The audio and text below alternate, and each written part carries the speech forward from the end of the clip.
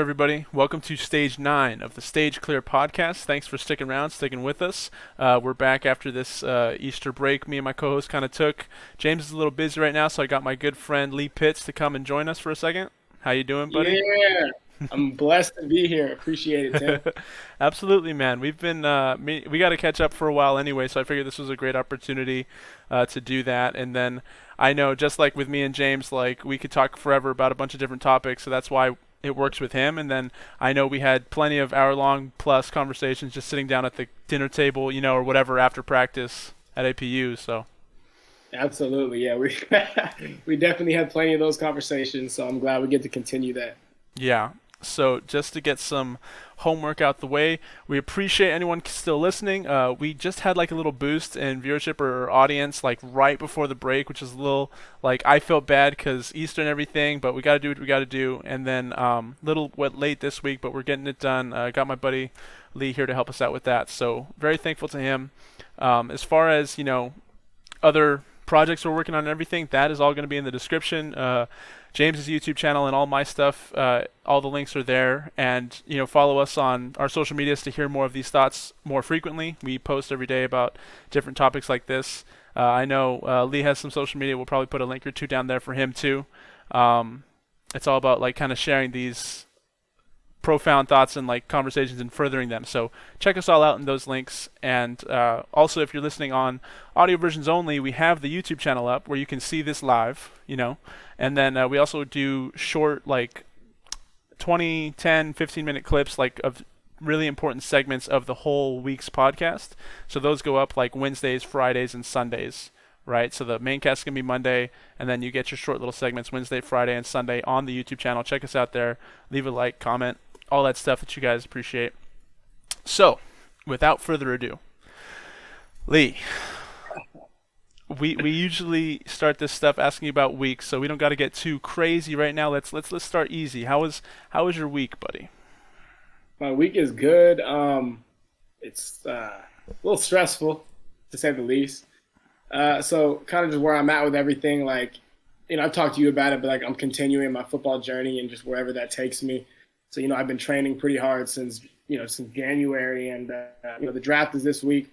So, kind of where I'm at is my goal is to get picked up as a free agent somewhere, get brought into rookie mini camp for any team. So Okay. it's definitely been a stressful week because I know it's coming up, and like, all my work that I've put in since January, pretty much my whole like college football career, Yeah, it's coming. not just January, your whole life, buddy. Yeah, it's coming due pretty much, by the end of this week and leading into next week. So definitely been a little stressful, but like, a little bit of pressure I feel like as well. Pressure is a privilege. So I enjoy For where sure. I'm at, and I got to look back sometimes and realize like I'm currently where I always wanted to be, and can't lose sight of that vision. No, absolutely, and you bring up a good point of like pressure being a privilege. That's a unique perspective. A lot of people would say, maybe the opposite, or where it's a burden, right? Getting that anxious over something. But I think when it's something you're so passionate about, that's been like a drive, a goal of yours for so long, as it has for you, it's you see that inverse of perspective, you know. And that is interesting because it's not just January, right? It's your whole most of your life where you've been prepping for this Oh, role for and sure. everything Yeah. going on. And I guess were one of because throughout the whole football career, I'd say through high school and then through college, you see multiple different types of guys that maybe don't take it as seriously. They're just doing it for fun or they do it for whatever reason, right? But those that are Yeah. like committed to getting better and committed to the whole goal of the team and then their own goal of as an athlete afterwards, right? You find people that are committed like that, like I'd say you were, like I'd say I was for a time, right? And then also you find people that just, we got practice. We got Right. practice today. Come on, man. Like, like that attitude about it. And I thought I was very shocked to see that at the collegiate level. Knowing how many, like it's like 6% of high school athletes actually make it to the college level and participate, compete. So it's like knowing those statistics. Still, you have like some people that aren't really about it that just do it, I guess, for fun, which is fine. No one has to be crazy, like super committed, but it was just interesting to me. So you being one of those people that's definitely on the higher end of that, I definitely have a big respect for, and it's gotta feel some type of way, to come to this kind of culmination of that work. Definitely, and like, yeah, it's I've been on so many ups and downs especially from January till now, there's been a lot of ups and downs just throughout this journey. Training, pro days, workouts with teams and stuff like that. Like it's been a lot of ups and downs, but there's no other way I'd want it. I've worked hard for it, and like I say, like if I looked back a year ago, I'd love to be in the position I am now. So whatever I'm feeling, that's uneasiness, negativity, whatever else, like this is what I prayed for a year ago. So I just have to look at it from that perspective. And honestly, a lot of things in life you have to look at through that perspective, and you got to zoom out sometimes. So like I just mentioned, pressure is a privilege. Pressure doesn't feel good. There's no way around that. I mean, it doesn't matter if you're a 10-time Pro Bowler or it's your first day of youth football. Pressure and all that doesn't necessarily feel good. It's not a feeling you necessarily choose, but how you handle pressure, how you deal with pressure, and all things like that, that really determines who you end up being as an athlete and as a man. So pressure is a privilege, and I always stand by that, because if there's no pressure on you, then you likely have no expectations, and there's likely no bar for you to obtain, or there's no bar for you to surpass. So I started looking at that as pressure as a privilege for sure. That's awesome. That's a great perspective. I think, comfortability is a huge part of society today and culture, right? Just Right. being okay with mediocrity, and it comes from like a place of like hyper tolerance where everything's okay, and no one's gonna save you, no one's gonna tell you what you're doing is wrong necessarily nowadays, right? So it's like it's up to you to determine that standard and hold yourself to it or not. Not everybody, and you don't even have to, this isn't a philosophical thing. Like, I'm not making a statement saying not everybody is going to be great or not everybody is going to be someone of importance. That's just historical. That's just statistics. Like 99% of people, maybe that's a little bit high, but most people are okay just being where they're at. I think I was tweeting about this a little bit this week, where it's like a lot of people's goal through fatherhood, through parenting, is like to give kids a better life than they had, right? Yeah, I saw that. Yeah, Yeah. so they either will accomplish that or not, right? There's a lot of people that don't, and they stagnate the family line versus they're bringing it forward. And it's important to not. The point I was making with that too is it's important to not fall into that trap, right? There's more to it than just physically giving them better opportunities. You have to, like, kids need a lot more emotional and encouragement response in that sense, right? So they're Right. better people overall. Because you can increase your generational wealth, like financially, you can get better opportunities, but what are you doing, like morally, right? With these decisions, what are you doing to make them better people, right? So that's always something that's important. But as far as like, yeah, people are like very comfortable being comfortable, I'd say. And I just encourage anyone, I honestly think it comes from a lack of self-confidence.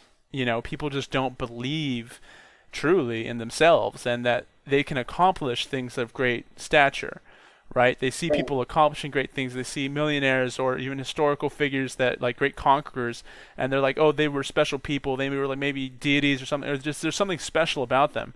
When that's completely false. Like they're just normal people that are driven. So that Right. like drive is attainable for anybody. You just got to kind of realize that on the inside.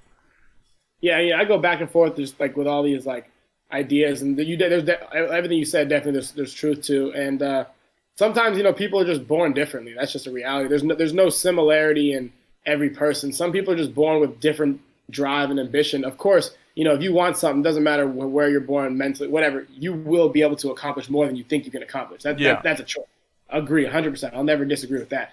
But sometimes people just not everyone's born with the same drive, and some people just I wouldn't even call it okay with being mediocre. Some people are just okay with being where they're at. And now that does, like you talked about, have to do with self-confidence. Like, well, you can attain more. It's like some people don't want to obtain more. And that's actually like playing college football. What I've learned is like some people were really okay just saying they played college football.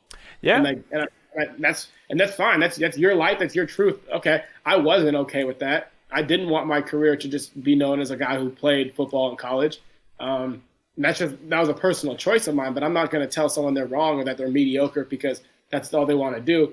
How they attacked every day. I mean, I remember I've played with guys that literally did not like football like that. They just Yeah. didn't, but they worked hard. And I'm like, all right, well then you're still working for something you don't even love. That's fine. Like that's a good mindset. That's a good habit to have. But I know you don't love football. You'd rather be doing other stuff. You'd rather be hunting. You'd rather be playing video games. You'd rather be doing whatever else. That's fine. But that's where I look at it is like obviously you get the people like me and the people like you too, like who love football, right?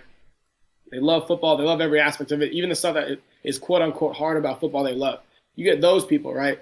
And then you get the people who they don't necessarily love it, but they love working hard. They love that Yep. sense of accomplishment. They love striving for something better than what they have now.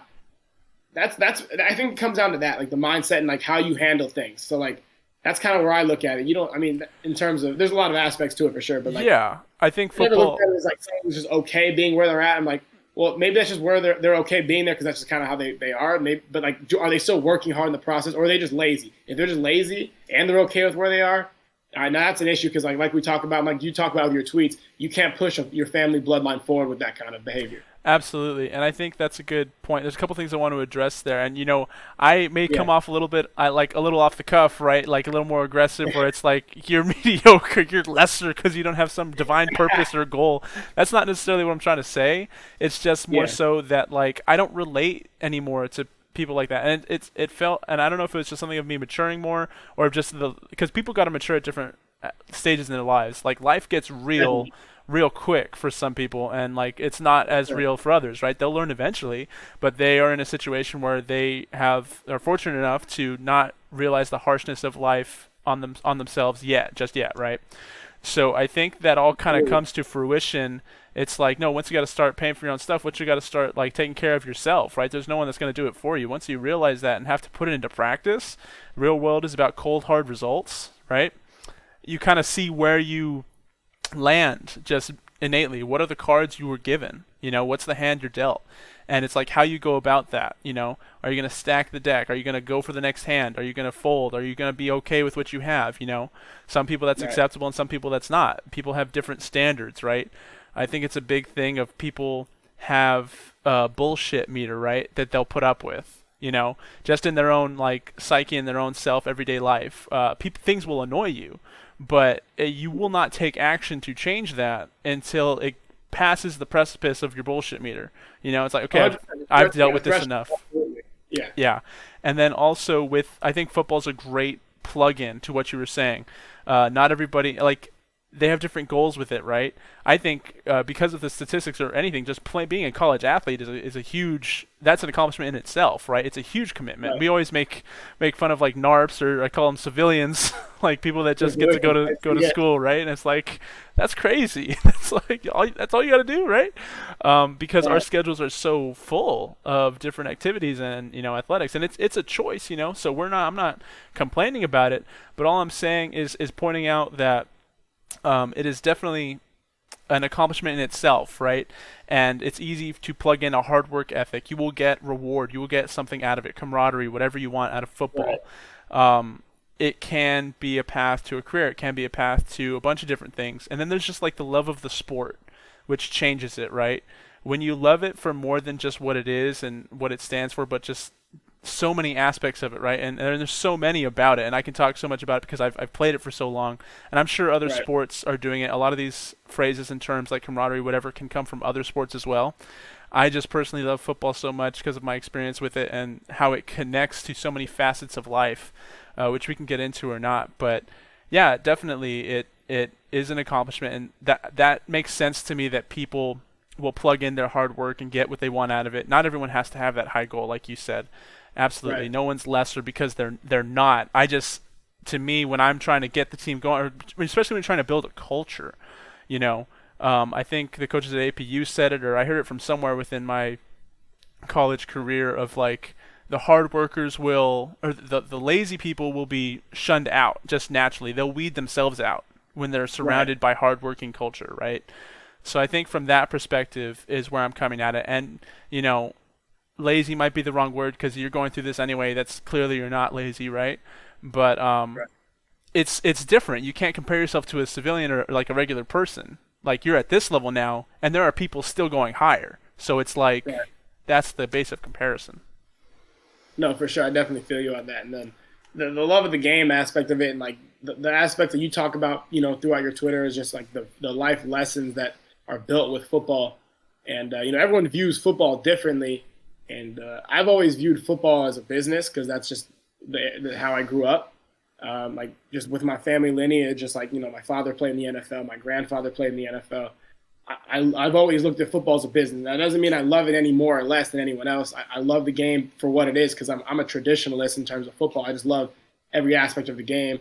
on the field in terms of, that stuff, and then off the field, the life lessons it teaches you. But, I've always looked at football as a business, and not everyone looks at it that way. So that's just my perspective on football. I've seen it as a business. I'm well aware that things can go your way. I'm well aware things cannot go your way. I'm well aware about, coaches making business decisions at your expense, things that negatively affect you and your livelihood, so that it can improve them and their livelihood. And I just don't take certain things personally in life anymore because of the life lessons I've learned through the business of football. And that's just life. I mean, that's just how it is. But football taught me a lot about life in terms of the real world is a business. It's a cold, hard business. Like you talked about, it's results based. That's just a fact about it. And football is largely about that. So Yeah. I've been looking at football through a business lens throughout most of my life. And I think when you get to college, especially if you're playing at a high level, I'd say D2 on up, you're going to start seeing that, college football is a business, and business decisions are going to get made at your expense. For sure. I think you're spot on with that. And it's interesting that you have that revelation of that early on in life versus other Yeah. people who I would say if you don't view it as a business, you're just naive, especially at the collegiate level and onward. Oh, for sure. You know, Yeah. high school you can get away with, yeah, it's fun, team camaraderie, but even then, like, there's business aspects, right? Yeah. It is football innately the sport business. It's about results. It's about playing the best of what you got. Sure. It's what's tough is because it has all of these other philosophical and family connections and connotations. So it feels like something that's not cold and calculated. But at the end, did you win or did you lose? What's the Right. scoreboard say? So it's like a perfect meld of these two things, which is like it has that purpose, it has that drive for people, and it has that connection, that family connection and role model connection that is often lost in today's society that is needed. But it's also like about results. So these are two opposing forces, and it finds a way to meld them, but they're also at odds with each other. You can't go too far one into the other, thus you sacrifice the other for results, right? I think the teams that are really successful do merge them as well as you possibly can as far as building a culture, but it's always, yeah, I think you need to understand it is a business, especially college level higher, and it is naive to not think so, and you will be humbled. I mean, maybe you won't. Maybe you'll have a perfect college career, whatever, things won't happen. Me, myself, I've been to 4 different universities in like 5 years, so and you were part of that last one, APU, and you had to transition to another place, Sioux Falls. So Yeah. you know all about it. But I want to get into this thing about your family history, and you talked about your motivation of football from like the start, from early on, right? And that's super important. It's a different perspective, right? There's almost an expectation for you.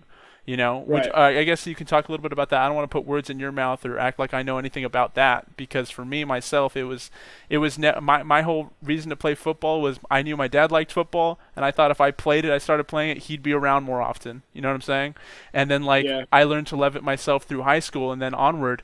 But that was I had no I didn't want to play pro. I had nothing like that. I was just happy to play the sport and make friends.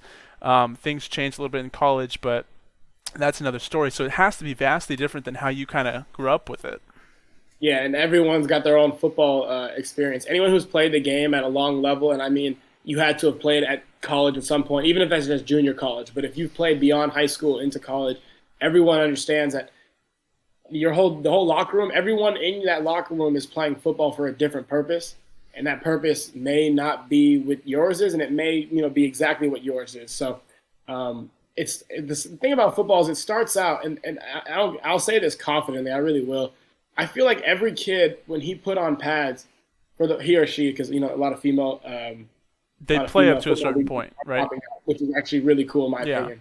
It's really cool just growing the game of football and allowing girls to now have their own leagues. I think that's really cool. But the first time a young football player put on pads, right? Like, you can't tell me they didn't think to themselves, I want to be in the NFL. I want to be the next whatever player it was. And at some point, and this is kind of what we talk about, like when you want to go for something, at some point, they told themselves they couldn't do it. At some point, they told themselves this is no longer a priority for me. At some point, they told themselves, well, that's not something I want to chase anymore. For whatever reason. Like, maybe some people genuinely believe, I don't like the game anymore. I played high school. It's fun. I don't love the game like that anymore. I'm done. Respect. No problem about that. Yeah. But some point, and I've had this issue with people I've played with, guys that I'm friends with, like guys that I grew up playing with, and we always dreamed about, guys, we're going to be in the NFL one day. At one point, when did you decide that no longer was going to be a goal of yours? Because I never decided that was going to be a goal. I decided for the rest of my life I'm playing professional football. Mm-hmm. So I always think to myself, at what point did each individual football player who put on pads at any point in their life decide that they no longer wanted to be a professional football player? And what told them they couldn't? Were they not big enough? Were they not strong enough? Were they not fast enough? Was it the color of their skin that discouraged them? I mean, that's the whole thing about. We always joke about that all the time. Like even at APU, like perfect example is like if you're a defensive back and you're white, you instinctually just think you have to play safety. Yeah. Where are you going to look at to play corner? There's no white corners in the NFL. I think there's been one since 2003. Jason Sehorn, freaking amazing football player, by the way. Mm-hmm. But there's so many things that deter you as an athlete, and I think that's a good life lesson like we talk about is like there's going to be so many things against you, so many factors against you, depending on your situation, but you have to decide what you want. Yeah. I mean, that's just the funniest thing ever. Every team I've been on that has DBs, it's like when you're a white DB, somehow you immediately think you're going to only play safety. You can only play free or strong safety. Corner, absolutely not. There's no. Yeah.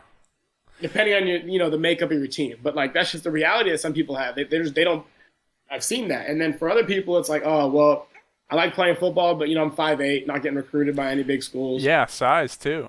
Now, I'm not saying like I'm not. The chances of making it to the NFL, everyone knows, are extremely small. It's like I don't even know what the percentage is, It's but like less than 1% from high school athletes. Right, it's an extremely small number, but you'd be a fool if you didn't think there was 5'8" dudes in the NFL. Mm-hmm. You'd be a fool if you didn't think there were slot receivers, return specialists, even a couple nickel corners. I mean, there's a couple of those that are even like 5'8", 5'9" kind of guys. So yeah. Like, at the end of the day, it's like you could ball, you could ball. Be? Right. What are you gonna be? Like, are you gonna let fear and you're gonna let someone else's opinions of you and you're gonna let the stigma of what the league supposedly is about like break that down for you? I mean, one of my favorite football players ever to watch was Brent Grimes. Like Brent Grimes recently retired. He's a corner. Every time I see Brent Grimes play, I think to myself, oh, I can do that. Like he's a corner, came from a small school, Shippensburg, Division II school.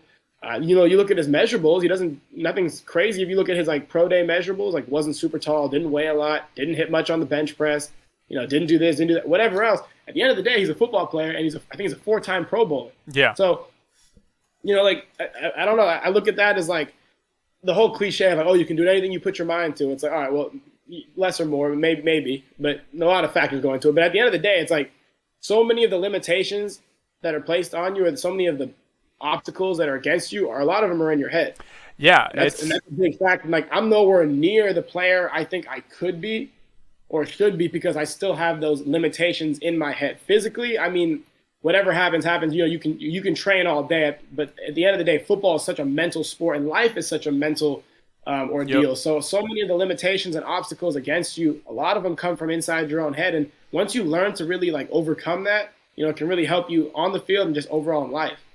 No, for sure. Like a more realistic example, I'd say anyone doing like conditioning or any type of like workout that just sucks, right? That mental battle is like a good analogy for the long-term macro game, right? That is a micro short time period of that decision making and how your brain can overpower your body. Like you might feel like crap, your body's telling you to stop with everything you have, but you can push through.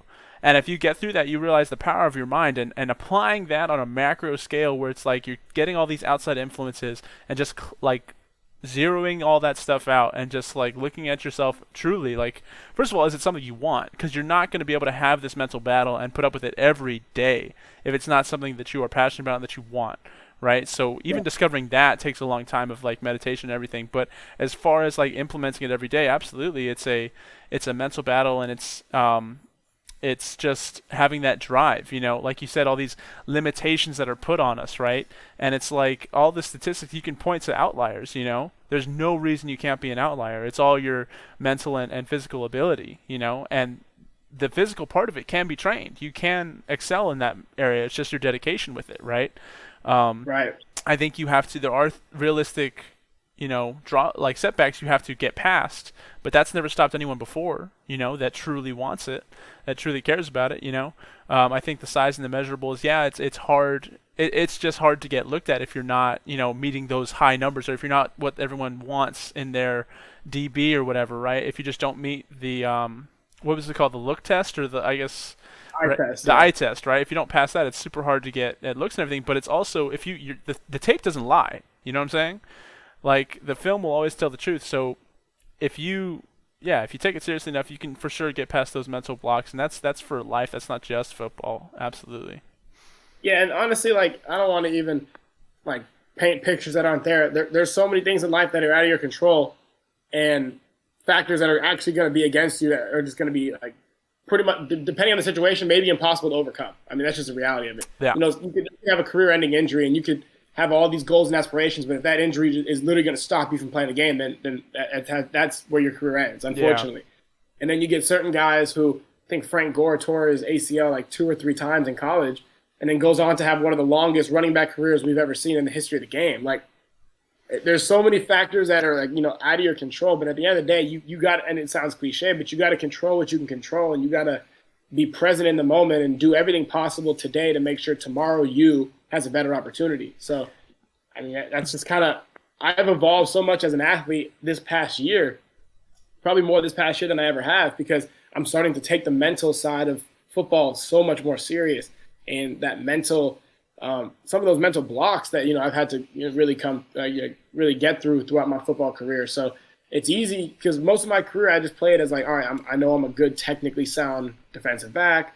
I knew what I was good at, and then I lived like that. But it's like, all right, well, like mentally, you got to take your game to the next level because you're going to get to a point where everyone's good. Yeah. Everyone can play. Everyone's got good athleticism. Everyone's got, to a degree, good technique. So where's your edge going to be? And the edge has got to be mental. And if you look at the best players in any sport, their drive, their physical abilities, that all took them so far. But their mental abilities, how they were able to mentally approach the game, is what did it. I mean, you get Michael Jordan, Kobe Bryant, like some of these guys, like they literally call it the Mamba mentality because no one really knows what else to call it. Yeah. Besides, they just had the craziest mentality that like sports has ever seen. Like the Mamba mentality. Like imagine that they named, like they gave a name to like just the way you thought about the game and the way you approached it from a mental standpoint. It wasn't physical. I mean, Kobe. Let's be honest. There's a lot of 6'6" NBA players.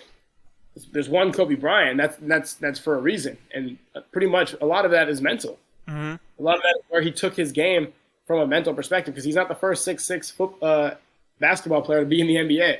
Yeah. He won't be last, but they won't for some reason. There's going to be something along the lines that makes it so they're not Kobe Bryant. Do you and think whoever else wants in that category? Do you think there's like a line to be crossed where like that mental can like turn into harm, right? Or do you think it can all be positive? Like to get to that level of like superstardom, to get into the like history books, right? To be a legend, to have Mamba mentality, whatever that means. It's like there are sacrifices that have to be made straight up. There's only so much time in the day. There's only so much you can prioritize, right? And it's like, I don't know, whatever, balance is subjective to everybody, I suppose. But yeah, there absolutely have to be sacrifices, no? Oh no, it really comes down to what you value. Yeah. And if you want to be an elite player, let's just call a spade here. If you want to be that Hall of Fame type player, it's going to take everything from you. It's going to cost you inevitably your life. Like pretty much every second of the day, to a degree, is going to be dedicated towards that. I don't know many Hall of Famers who just casually showed up on game day. It was like a side gig. Yeah. Hobby. And unfortunately, if you look at so many successful players, it's taken a toll on their personal life in some way. Maybe they couldn't stay married. Maybe they couldn't. Maybe a relationship with their kids maybe wasn't good. Whatever it is, I'm not saying that happens. And if you want to be a Hall of Fame, that's what you have to go through. Of course not. But I'm just saying, if you look at some of these common occurrences, you'll see that to be an elite level, it's going to cost everything. It's going to literally cost you your life. It's going to take everything. It's going to take everything. Everything you have, you got to give to it. And you have to decide if that's something you value enough to go ahead and do that. And as an athlete, for me personally, playing football, I mean, there were so many opportunities. Like, I'm on this freeway. That's how I look at it. I'm on this freeway playing football, and there were so many opportunities for me to exit. So many valleys I was in with the game that gave me a clear out. No one would have blamed me for it. No one would have said, oh, yeah, I mean, people would have been like, you know what, you do what you had to do. There were so many opportunities for me to get off this exit, but I chose to stay on the freeway. I'm going until I'm trying to run out of gas. Like, literally, that's how I look at it. So that's just where I'm at with it. In terms of like what makes me that way, I just love the game. I love everything.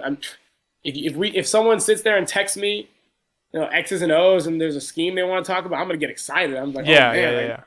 route combinations. How do we defend this? Oh yeah, we're running cover three to that. Like oh, just little stuff like that.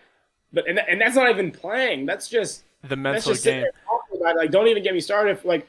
If I hear a coach say like, oh yeah, we're about to run Skelly right now, I'm like, oh let's go. Like that's an opportunity to compete. Yeah. And I found out personally that I really love the game when like I think this was definitely in high school. I remember this vividly. We're playing. This is during practice, and I think it's 7-on-7. I think maybe my junior or senior year, and I knew I loved the game from this moment when like I didn't care if I won or lost the rep. I just enjoyed You're just having fun.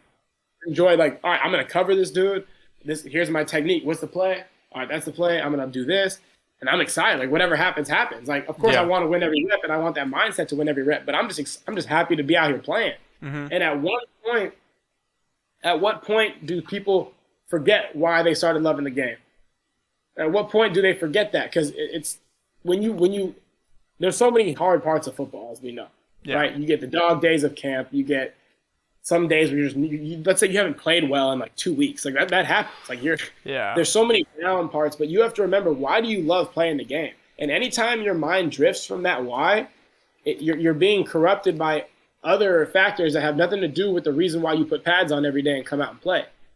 So, and unfortunately, this is just the truth. A lot of dudes lose their love of the game because of a coach, Yeah. and Yeah. I think that's tragic. And for me, that'll never be the case because I never give a coach that much power in terms of my love for the game. Like a coach, we might have our differences, and maybe the coach doesn't like me, or maybe the coach he wants me to do this better, whatever. That to me, that's irrelevant because I love the game first, and then whatever happens after that is secondary. Yeah. I love everything about the game of football first. I love the X's and O's of it. I love the physicality required to play it. I love the tenacity required to play it. I love the fact that, when it's the fourth quarter and you're dog tired and you got to decide, all right, what's it going to cost me? Like, what's it going to cost me to win this rep? Like, I love putting pads on. I love taking pads off. I love the locker room. I love shoot, I mean, I could go on for days. I love just eating with your teammates before a game. I love eating with your teammates after a game. I love the bus ride back after the game. I love at APU, we were traveling certain games. I love like putting on my travel suit, getting on the plane, and flying to Central Washington, flying into Western Oregon. I love I went every to aspect. Canada because of football. Like I love every aspect of it. Yeah. That's what it comes down to. So I don't know. I mean, so when I hear people say like, "Oh yeah, this coach really ruined the game for me," I was like, I don't know. To me, it's like coaches can do that. Don't get me wrong. Coaches have, especially in college. Coach can really. It's such we talked about mental battles the whole time. That's like all of it. It's more like your love of the game for sure is subjective, and it's truly, don't let someone take it from you. It's yours. It's your game. Like, find your own way to love it, and if not, like, you got to do what you got to do. But as far as like, I think the mental health is a huge part of it that isn't necessarily talked about all the time, where it takes a huge toll. And then, like, if you're not, like you said, if you're not doing good, you're having a bad couple of weeks, it's tough to keep up that. Well, it's different for everybody, right? Like most people, like it's just how you see it. If it's too personal for you, then you're gonna let that emotion cloud your stuff and affect your attitude and everything, and that's not the right answer. You got to give the day a shot. You never know what can happen. If you're all gloomy and mopey about it, you're not going to perform well anyway. They have like hired like top tier psychologists for professional teams to get people out of like mental funk. And it's been a great investment because you're seeing players that there's mental blocks they're fighting through, and then once they fight through them, they don't even look like the same guy. It's like, wow, like, this is the potential you always were able to reach. And no, I mean that's just the reality of it. Like it's just crazy to think about. But at one point you have to remember, like, and here's another thing: a lot of people don't talk about. A lot of people don't love the game of football that play at a high level, and that's usually obvious when something goes wrong or something goes that they didn't plan for, and how they react to it. Usually, that's usually when it shows. It's like, do you love the game of football? Do you love this? And when I say do you love the game of football, I want to make this very clear. That doesn't mean you just let yourself get taken advantage of in certain situations because of your love of the game. Because I know a lot of coaches, especially in college, would like to talk about that and say, "Oh, well, like he doesn't really love football. He just wanted to hit the portal. He wanted to do what was best for him." It's like, there's a lot of aspects of that. Like, a coach, a program, a lot of these things could like deter your love for football. But I know a lot of coaches will like to use that as a manipulation tool to a degree. It's like, oh, like if you love football, then like this is the You'll part of stick it. I it was like, through, and no, you'll, you know. yeah, there's a lot of other aspects of football. Just because I don't agree with the way, just because someone doesn't agree with the way you're running it or doesn't agree with the way that you're treating players, or doesn't mean that they don't love football. It means they don't love the way you're handling football. So, because at the end of the day, it's a simple sport. You get the ball, you take it to that end zone, and if you get in there, you get 6 points. It's a really Yeah. simple game. People make it hard. Of course, you get schemes and techniques. That's all the complex part about it. But at the nature of the game, it's a simple game, and I think the more you look at it like that, and the more you realize you look to yourself, why do I love the game? The better off you're going to be, in the long term of it. No, for sure. I think that that's a huge part of it, that like coaches can have that effect, and it's all manipulation. They say like recruiting is so much like dating, you know. It's Recruiting is pretty it's all good. like a mental game, and just you're kind of like Yeah, dipping your toes, like seeing, do you like these people? Do you like how they're treating you, how they're in the program? And obviously they're going to show you all the bells and whistles, everything you want to see. You're not going to see the dog days. You're not going to see, how a coach will react or respond to a certain event until you're there, right? You're in the thick of it. Um, that's really tough, and it's hard for an athlete and a player to be like, because they're wrestling with those own questions. Do I not really love the game? Like, why can't I put up with this? Like, am I being soft? Right? The worst thing in football would be is soft. So it's like you're always like going through that mental critique of yourself, and then having a coach say that outwardly, at you or whatever. It's different. It hits. It's not the same. So it's really yeah, tough to find that mental battle and find your bearings and find your ground. For me, I had to like reach out to old coaches, like high school coaches, that we had a lot of success with, he had a great time with, and that's like one of my favorite coaches and someone I feel like I can go to. So I asked him for some guidance in that sense. I'm this coach is being a real dick. Is it just me? Like, am I just whatever, or is this like grounds for changing our scenario here? Because and it's different. You can see people respond differently. Like I was one of the guys, like I can put up with it, I can respond, and I can get the job done, but I didn't like that shit. I was still it was still affecting me. I actually never. I found with that coach, that was the only time in my life that I like just, I don't know, I guess so anxious or so nervous. Like I lost some facial control. I would like twitch a little bit. And then yeah, I left that area. I went back home and I went to a JUCO after. So the whole thing is like I went to Colorado, D2 place in Colorado, Western Colorado, and I stayed there for a year and a half. And so the coach was like verbally abusive. At least our O-line coach was, and nobody on the team at least liked him. I think he was a decent coach and hard ass, you would say. And I think some of that's necessary. So I wasn't anything against it at first, but it's like I was the only one responding super well to that. People would just either ignore it or just like kind of do their own thing, and some people just crumbled under it. And so yeah, it was like in that space, like it's someone that you don't want to disappoint, but it's like, and you're trying to do your job, but you don't understand what they want, and you're just like, they'll ask a question and you're just trying to say, give them the right answer. It's yeah. like there's no wrong answers and Right, no dumb questions except the one that you just asked. like right. but yeah, it was just so weird to me. I've never had that I always figure myself a pretty confident person. I think I can talk to people well. I think I'm fine with that. I can make good relationships, but I've never Yeah, had it with another person in my life where like that I just had such anxiousness about the conversation or whatever, and like I couldn't express myself properly. And then also after a couple months when I went back home to JUCO, I was getting recruited out of there, and there were coaches coming by a lot of the times, right? So I was in the middle of a workout, and then I get out, and I get a text from this coach because he was saying like, "Oh, we're gonna leave here, and like I'll recruit you, like you'll stay with me, right?" And I was like, "Yeah, we'll see what happens." And then I got that text, and I told myself I'm just gonna ignore it and I'll answer it later or whatever. I was working out, and then I get in my yeah. car and I'm driving away, and I swear that I see him walking in the building, and like the notion that I just like ghosted him, and like that he just saw me in my car, like I was like ghastly afraid for whatever reason, and like I don't know, I've never had a panic attack or anything like that, but I feel like that might be something similar to what it was. I was just kind of frozen for like 5 seconds. I didn't know what to do, and I felt dread, and then I kind of drove home and I was fine. But like I've just never had that kind of interaction with someone else before. So that was really like my experience. That was interesting to me, like how a coach can have that influence on you. And it might just be my own problems, might just be my own daddy issues, whatever. Maybe I take the male leadership and the male role modelship of a coach too seriously. But that's an important aspect to me, that they have a relationship with their players, that they do care. It's not just about the X's and O's. It's not just about the numbers, but they're, caring. So, like I said, that might just be me. But whenever someone's like, oh yeah, everyone's leaving their schools, the transfer portal's flooded, like these kids just don't want to play.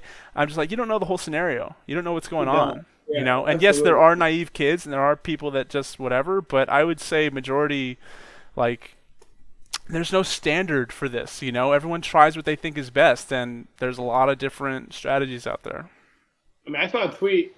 This is similar to the transfer portal because that's a whole. We can talk about that for hours. But Yeah. I saw a tweet about it was a coach that said he gave the number of the people that are in the portal. Like it was like it was a big number of people, and then he said something along the lines of like, "That's a lot of people in the portal. There's no way you guys were all lied to by coaches. I think some of you guys that don't want to compete."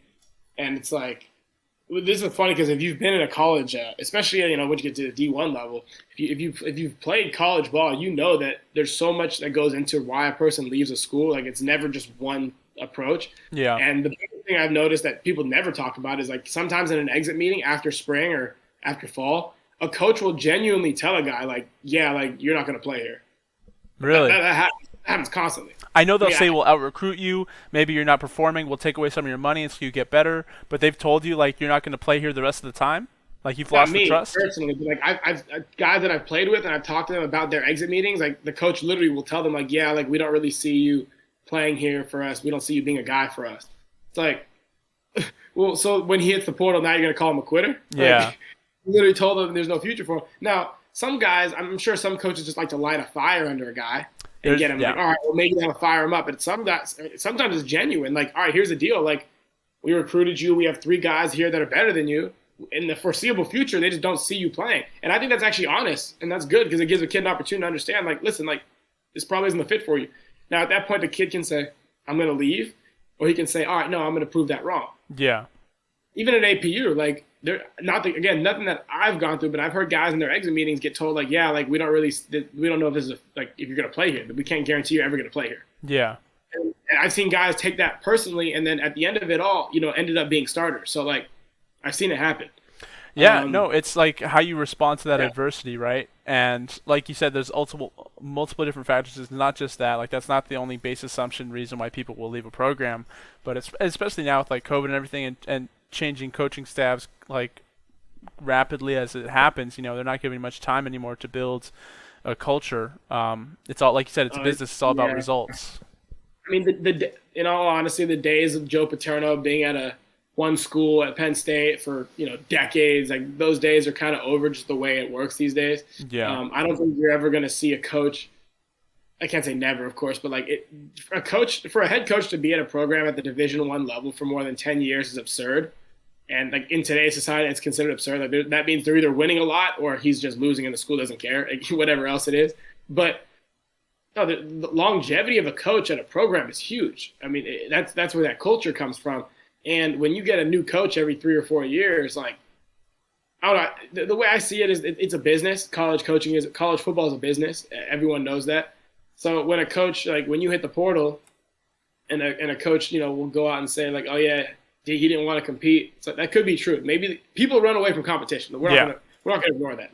People show up, they get a scholarship, show up, they see there's 4 guys that are just like them, and they're like, well, I'm going to go somewhere where I can start. People are selfish. That happens. But let's also not forget the fact that like a coach is as soon as he can will leave you high and dry for a new job. Yep. That's just a fact. But no one will ever say, "Oh, he didn't want to compete," like, or he didn't want to do this, he didn't want to do that. No, it's a business he didn't want decision. to stay and build this program. They'll never say that. They'll say, "No, he took a better job. It was business, right?" Yeah. When a player does it, oh, well, he's this, he's that. So many situations. But I will say that there's no one size fits all approach, and there's no right or wrong. There's a lot of gray area, and you have to look at everything case by case. I know some people that transferred for stupid reasons, like reasons that were just like, that's not a reason to transfer, in my opinion. That's not a reason to throw away a scholarship, in my opinion. Yeah. And I've seen some people leave for the best reasons. That were like, all right, that's not, yeah, you shouldn't be here for X, Y, and Z. I mean, there's so many things why people, hit the portal, leave, whatever else it is. But I don't know. It's a business. Coaches will do it in a second. I've seen it. I've seen it at every level. A coach is literally on the phone right now. Probably. I don't know what the recruiting rules are. I don't know if they're in dead period or whatever it is. But there might be a coach right now on the phone with a kid, and he knows damn well in about 2 weeks he's already interviewed for a job. Yeah. Like, that's the reality of it. Business as usual. Keep it moving. Like, you can't get attached to a coach. You can't get attached to this. You have to look at it from a business perspective, because at the end of the day, they only want you for 4 years. Yeah. They want you and your body and whatever else it is. They want you to contribute to that team for 4 years, 4 years of eligibility. And when your 4 years are up, like they never knew Figure it out. Yeah, yeah. Like they never knew you. What's crazy? Yeah, like, and that's just the reality of it. Not every coach. Of course, not every coach. But how many? I mean, do the math on it. These coaches see 100+ dudes every year, a new recruiting class of like 20 to 40 guys every year. Yeah. And they've been doing this for the past 15 years. You know how many guys they've seen that look just like you? Like, it's not personal, it's business. So, like, you have to look at it from a business perspective most of the time. For sure. So what are your goals? You said you want to play professionally. What does that look like for you? Is it NFL or bust? Is it looking at other leagues? Is it playing somewhere overseas? And how long, for the foreseeable future, do you want to play? Because for me, for a while, it was like I want to play the sports my body gives out, right? And I think that's like a lot of people's perspective if they love the game, right? And it's something that is a greater call than themselves to give themselves to, like a cause, right? And a lot of people make it their whole life, their whole personality, for the same reasons you said about being driven and everything. For me, I found other purpose through family and everything. My wife and my kids, it's like totally drastic change of mindset and everything. But yeah, someone like yourself or someone else, what's kind of the mindset here? Well, I'm in the same boat. Like, I told myself I'll never walk away from the game as long as I can keep playing. As long as my body's able to, I'll never walk away from the game. I've told myself that many a times, and there's been so many times where I've been in deep valleys through the game of football where I wanted to quit so bad, and I didn't want to quit because I didn't love the game anymore. So many times I wanted to quit because things weren't going my way. I wasn't performing the way I wanted to. Maybe whatever else it was. Maybe I was, again, when I was at APU 2019, I tear my pec week 3, and I'm done for the year. Yeah. And I was off to a great start. That was like some of the best first 3 games I've probably ever had in a career. Like, I was feeling great. I think it's 3 games. Statistically, I was doing great. I was like, I'm off to a great season. I trained so hard that spring, so hard that summer. Yep. And I was excited. I was like, this is my year. Tear my pec week 3, done. That's the reality of it. Now what? You were faced with a chance. Like, what are you gonna do? I didn't even think about it for a second. I knew all right, well, when's the surgery? Yeah, when's the rehab? Yeah. When do I get back to the field? But wasn't even a question. And then go through all that, right? And then right when I finish my rehab and I'm able to bench press again, I'm able to finally get back after it, COVID hits. Spring ball's canceled. Yep. Oh, wow, okay. So I worked so hard to get back onto the field. Now it's canceled. And what was my first instinct when spring ball was canceled? That's fine. I'll find a garage gym to work out at. I'm going to have a great 2020 season. That's all I cared about. I was like, I'm going to the NFL. Yeah. I'm going to play professional. NFL, CFL, XFL, USFL, whatever else. I'm playing professional football. Told myself that's what's going to happen. So I was like, all right, tore my pec, surgery, rehab, came back, COVID canceled spring. Fine. So be it. Next step. What do we got to do? Working out. I'm commuting to APU an hour every time we had our outside gym workouts when they finally let us come back. Yeah. We were working out outside. I'm commuting an hour. I'm waking up, commuting an hour, lifting weights, coming home, going to work, taking care of grad classes. Like, some people will say, my mom would even tell me, she's like, yeah, Lee, like, you've been working really hard. That's a lot to balance. And I'm like, no, it's not. This is what I want to do. Yeah, that's what's crazy. Like, people outside. This is the standard. Like, it is, like, it costs what it costs. Yeah, like, yeah. I know what it costs. Uh-huh. There's no surprise. You're telling me I have to get up at 4:45, commute an hour to go lift with my team, and then come back, go to work at Sherwin-Williams selling paint, which I love, by the way. Slinging paint. Slinging my people. Those are my people. I love Sherwin-Williams. Great company. But so I'm selling paint all day, and then I come home, eat some dinner, and I'm taking grad classes, reading hours of pages for grad school. And then people are like, oh, well, that's a lot. It's stressful. Were you overwhelmed? Were you overworked? Were you drained? I was like, no, because I knew what I wanted. That was the price of admission. That's how I looked at it. So then I look at that, right, going through all that. And then here's the kicker. I go through all that just to hope to get back with my team so I can play again. And then APU does what? They cut football. Shut it down. Gary Pine says no. Yeah, they say, oh, we don't want to fund football anymore. Okay. Now, we're not going to get into that one either because, that can go for hours too. Yeah, but whatever. yeah. It'll be it, right? I'm not even kidding you. The second that Zoom call ended and I found out football gets canceled, I had already made a highlight tape. I literally made a highlight tape that night. Yeah, I'm sending it out to every coach in the country. I'm sending it out. I'm literally looking up a conference, and I'm hitting every school, sending my film out, yada, yada, yada, whatever else. Within 3 weeks, and I'm not even kidding, Gary Pine cuts the football program. 3 weeks later, I'm on a plane to South Dakota. Mm-hmm. South Dakota? Yeah. South Dakota, Tim. Tim, I'm born and raised in Southern California. Yeah. Born and raised. And then I get a call from a University of Sioux Falls. Defensive coordinator calls me up, says, hey, here's the deal. Our All-American corner just hit the portal. We need a guy that can come in now and play for us. We're a competitive program. We've got, at the time, I think it might have been 27 consecutive winning seasons, something like that. We're an elite program. First question I ask, how many dudes have you guys put in the NFL? Not saying that matters necessarily, but I want to know. Within the last 5 years, I think they put out 4. Good enough for me. I love to hear that. That means you guys are winners. Yeah. You guys don't put out dudes in the NFL if you're not winners to a degree, especially consistently like that. He's telling me, he's like, yeah. I'm like, I didn't even ask about where Sioux Falls, South Dakota was. I didn't care. This doesn't matter. You make your life where it is. I had an opportunity that a school was going to pay for my master's, okay? But bigger than that, I had an opportunity to play football and continue the mission that started since I was 8 years old, that had so many roadblocks along the way. I mean, I could write a book on how many roadblocks were in the way. Like just from 2019 through 2021, I could write a book. Yeah. Not even the stuff that happened before that, because that'll take hours. But they cut football at APU, and within 3 weeks, I'm on a plane to South Dakota. People are laughing at me. South Dakota, Lee? Lee, South Dakota? Where is South Dakota? Shit. Hell if I know, but I'm playing football. Yeah. I'm playing football there. You know why? Because they gave me a scholarship to play, and I know what I want. 100%. And I know what I want. And I made sure I asked that question plenty of times. I said, so here's the deal. This is what I want. I'm coming here. We're going to win games.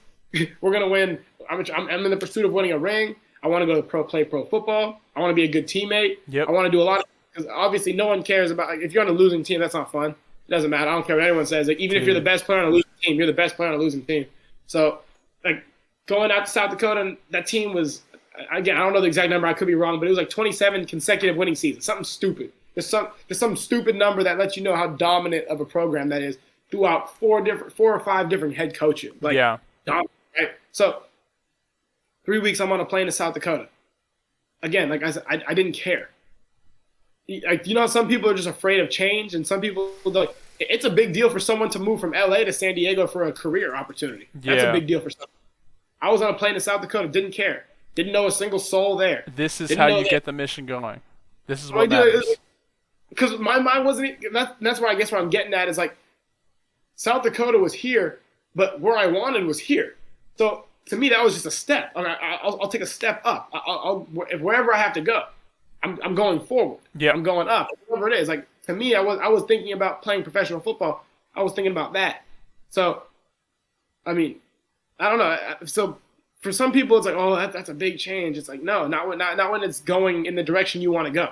And I knew exactly at one point in South Dakota where I was like, this is exactly where I'm supposed to be. This is exactly where God wants me to be. This is exactly how it lined up. Yep. And I don't ever question God with that stuff. Like, if that's how it's supposed to be, that's how it's supposed to be. So, and then I'm gonna just say this point before I let you keep going is just, you might be familiar with the little quote board I had. I had it at APU. I would write little quotes. It was a little whiteboard, literally like this big. I'd have a little felt pen or something like that, like whiteboard, cool. So I would write little quotes on it for myself, but I wrote a quote on it, and it wasn't even a quote. I wrote pretty much a checklist, a mission. And I didn't erase it. I didn't write any more quotes. There was no adding to it. This was the mission for 2021, okay? I wrote it down. I wrote it in big, bolded letters. It said this. It says, I literally have a picture of it. I can show it to you too. It says, you don't leave South Dakota without your MBA and a pro day. That's what I told myself. Now, pro day, of course, like, opportunity for you to get to, like, showcase your skills in front of a bunch of scouts. The pro day was obviously the goal because I knew that was, again, the next step. But it wasn't just necessarily the pro day that I was chasing. It was the opportunity to play pro football. So I wrote on the quote board, you don't leave South Dakota without your MBA or your pro or in a pro day. You don't leave South Dakota without that. Simple as that. You don't come home to California without that. You don't come and hang out with your boys until you have that. You don't come and do any of that. So no visiting, no holidays, nothing? No, I came home, but I guess like of course there's breaks and stuff. That's but what I'm saying. Okay. Like, you don't pack up this apartment. Got you. And move all your stuff back home until you've accomplished it. Yeah. That's just like that's what I was saying. Of course, I came back. I think it was we didn't make the playoffs, so then I came back for Thanksgiving. So I did all that, but that was what I said. And then I remember like where I'm at right now. All right, looking back on it, like I accomplished those things. I came home. I got my master's in business administration. I got my MBA. I did my pro day at UCLA. I was able to perform in front of pretty much every NFL scout or every NFL team. Like, and then of course sometimes I wake up to this day and I think, oh, tough day, like nervous, anxiety, like a lot of stuff going on. And then I got to zoom out and I got to think, Lee, where you are right now is where you dreamed of being in 2021. Mm-hmm. You got your MBA. You did the pro day. You have an opportunity to play professional football. Like, zoom out. Because if you don't zoom out, everything in the moment is going to seem pass. Scary. It's gonna be chaotic. It's gonna be a mess. You have to zoom out. Now, that's good and bad. Things could be going so good in the short term, and if you forget to zoom out, you realize like things can't be good forever. That's just not how it works. Like, so it's always important to zoom out. So, and I don't even realize it until I started thinking about it. But it's like I told myself, your career can't end here in South Dakota. You put in too much work. No disrespect to South Dakota. No disrespect to the school I was at. I love everything about it. Love the teammates. Love the coaching staff. Love everything about it. It was a great opportunity for me. I'm glad I could provide them a service, and in return, they could provide me the avenues I needed for success. But your career isn't ending here. That's what I told myself. I looked at that every day. Every day I brush my teeth. I look at that right there in the sink in the bathroom. That's what I wrote. I wrote that in January of 2021. When you look at something like that and you're not going to fold. Yeah. You're not. Because you're going to see that every day. And it looks back at you. So everything I wanted a year ago, I have right now. But it's funny because if you look short term, it doesn't feel that way. Mm-hmm. It doesn't feel that way. I wake up. I'm gonna be honest with you, Tim. I woke up this morning, went to go train. Same thing. It's Wednesday. Same, do my thing every day. I train Monday through Friday at least. Sometimes even Saturday, depending on what the block is like. Yeah. I train. I literally sat in my car for probably 15 minutes when I got to the gym, and I was like, not feeling it today. Yeah. And it wasn't a physical thing. My body felt fine. I could perform. It was mentally. Yeah. I was losing the mental battle. I was like, what if I don't make it? What if I don't make it to play pro football? What if all this training I did the last 4 months and the last 15 years of my life, what if it means nothing? I was like, what? I kept. This was today, Tim. I'm not even kidding. No, it's not gonna go. It's not gonna go away tomorrow, brother. It's there. No. That voice is always gonna be there. That self-doubt creeps in. I was like, what if it doesn't happen? Like, I don't know what I'm gonna do. I don't know how I'm gonna face it. I don't know all the people I let down, all the people that were supporting me that I'm gonna inevitably let down myself. I mean, like, I told I can't. I've come too far. Yeah. And then I couldn't work out. Tim, I'm sitting there like I was going through my warm-ups and like I'm not locked in mentally. So I took a slow warm-up, like so slow, because I needed to like get into the flow. Yeah. Again, it just wasn't physical. My body felt fine. I felt like it was normal Wednesday. I feel like I always feel. Mentally, I wasn't locked in. I wasn't, and it wasn't anything. It wasn't my fault. I just that happens sometimes. You ain't gonna be on every day. Yep. I eased into it, but then eventually, like, I got more loose, and then I don't know what I did. I was doing some field work too, and I stuck my foot in the ground, got out of a break, and I said, nah, I'm that dude. That's awesome, I don't know what dude. It did. I felt it in that break. No. Forget what you're thinking. Forget the self-doubt. Forget whatever is happening. You're in this moment right now. You're that dude. You're the Lee Pitts you always wanted to be. You're the Lee Pitts of today that Lee Pitts a year ago would have dreamed of. Like, no, Forget that. You're that dude. And I had to will myself to finish the workout to the best of my abilities, and I started driving home like, you did that.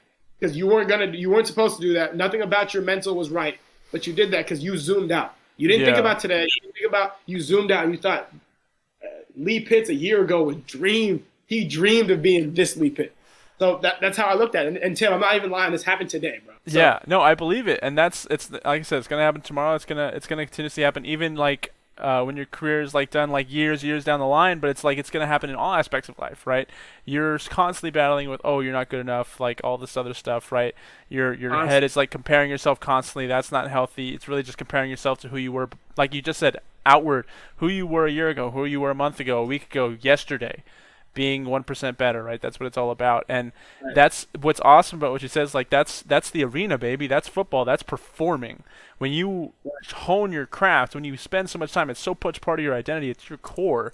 When you have all these doubts, you have all this mental BS. That's what it is, right? It's just you thinking too much. When you actually have to get down and perform for those 5 seconds, however long, you're I mean, I don't want to say it, but you're like a god. Like you're just like you're it. You know what I'm saying? And that's blasphemous. Whatever the heck. I'm not trying to do that, but I'm saying like you are unstoppable. You know, You got it. ultimate confidence, and like Yeah. that is so therapeutic for all the nonsense that goes on. It's like straight serotonin. Like it's just, it helps you so much with all that. You know, the performance side of it, and then going home to getting that win, right? First of all, you already won the battle by driving there, right? Because a lot of people will stop, won't even take that. They won't even put the shoes on. They'll have that mental battle before they even leave the house, right? So it's about setting your life up in the way that you take your mental out of it, because you're gonna like it's not that you're gonna lose all the time. Like people are stronger than others like mentally, but as far as like presenting yourself with the battle, if you can remove the battle entirely, you've won. You know what I'm saying? So you drove to the gym, like you're not gonna not do anything already, right?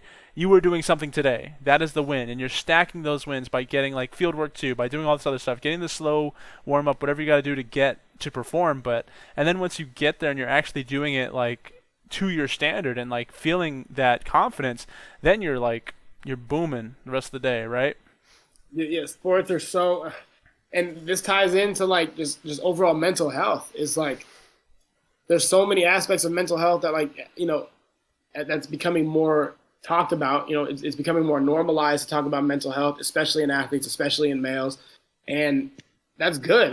That's because you need to identify that. Because one thing you can't do is act like it's not there. Yep. One thing you can't do is act like well, no, not me. No, this isn't gonna happen to me. Or you have to identify that. So like for me, like every day that you wake up, it's like you have that self doubt, you have that anxiety, you have that whatever it is. It's like how are you going to deal with it? And everyone's got their own approach. And I'm not saying my way is right or other way, but like I zoom out. I look at where am I at now? Where was I at a year ago? Am I happy where I'm at? Am I? Is this where I want to be? And then from there, I start stacking blocks, like you said. Like I'm not going to quit here. I've come too far. Like there's no. I'm not Yeah. taking that walk home. I'm not taking that walk home. I'm keeping pushing forward. What's interesting is like you said, it's not just the peaks, it's not just the day to day 5 seconds of glory, but it's the valleys. You know, and that's what sports do. What's crazy with me with football, like especially that time I was in Colorado where I was really experiencing well, not just Colorado, like all throughout my football career, it's been peaks and valleys, right? Like it gets you great highs and it'll take you really low too. And back before I had other purpose and I had other things I cared about it as much or if not more, when football was my everything for the most part, you know, obviously I always have a backriment for my family and like that's always driving, that's part of my why.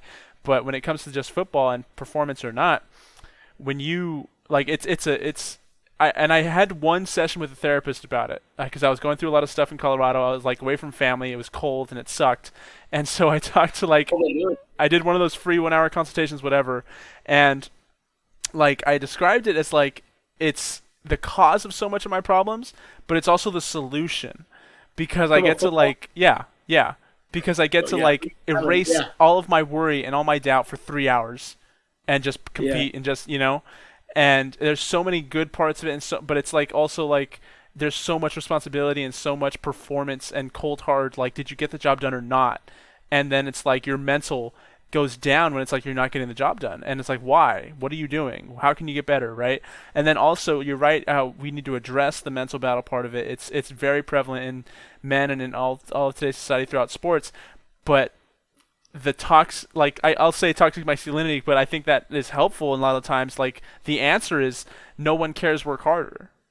You know what I'm saying? Right. And where that's not a mental answer you want to hear, but it will get you moving rather than sitting and wallowing in that despair.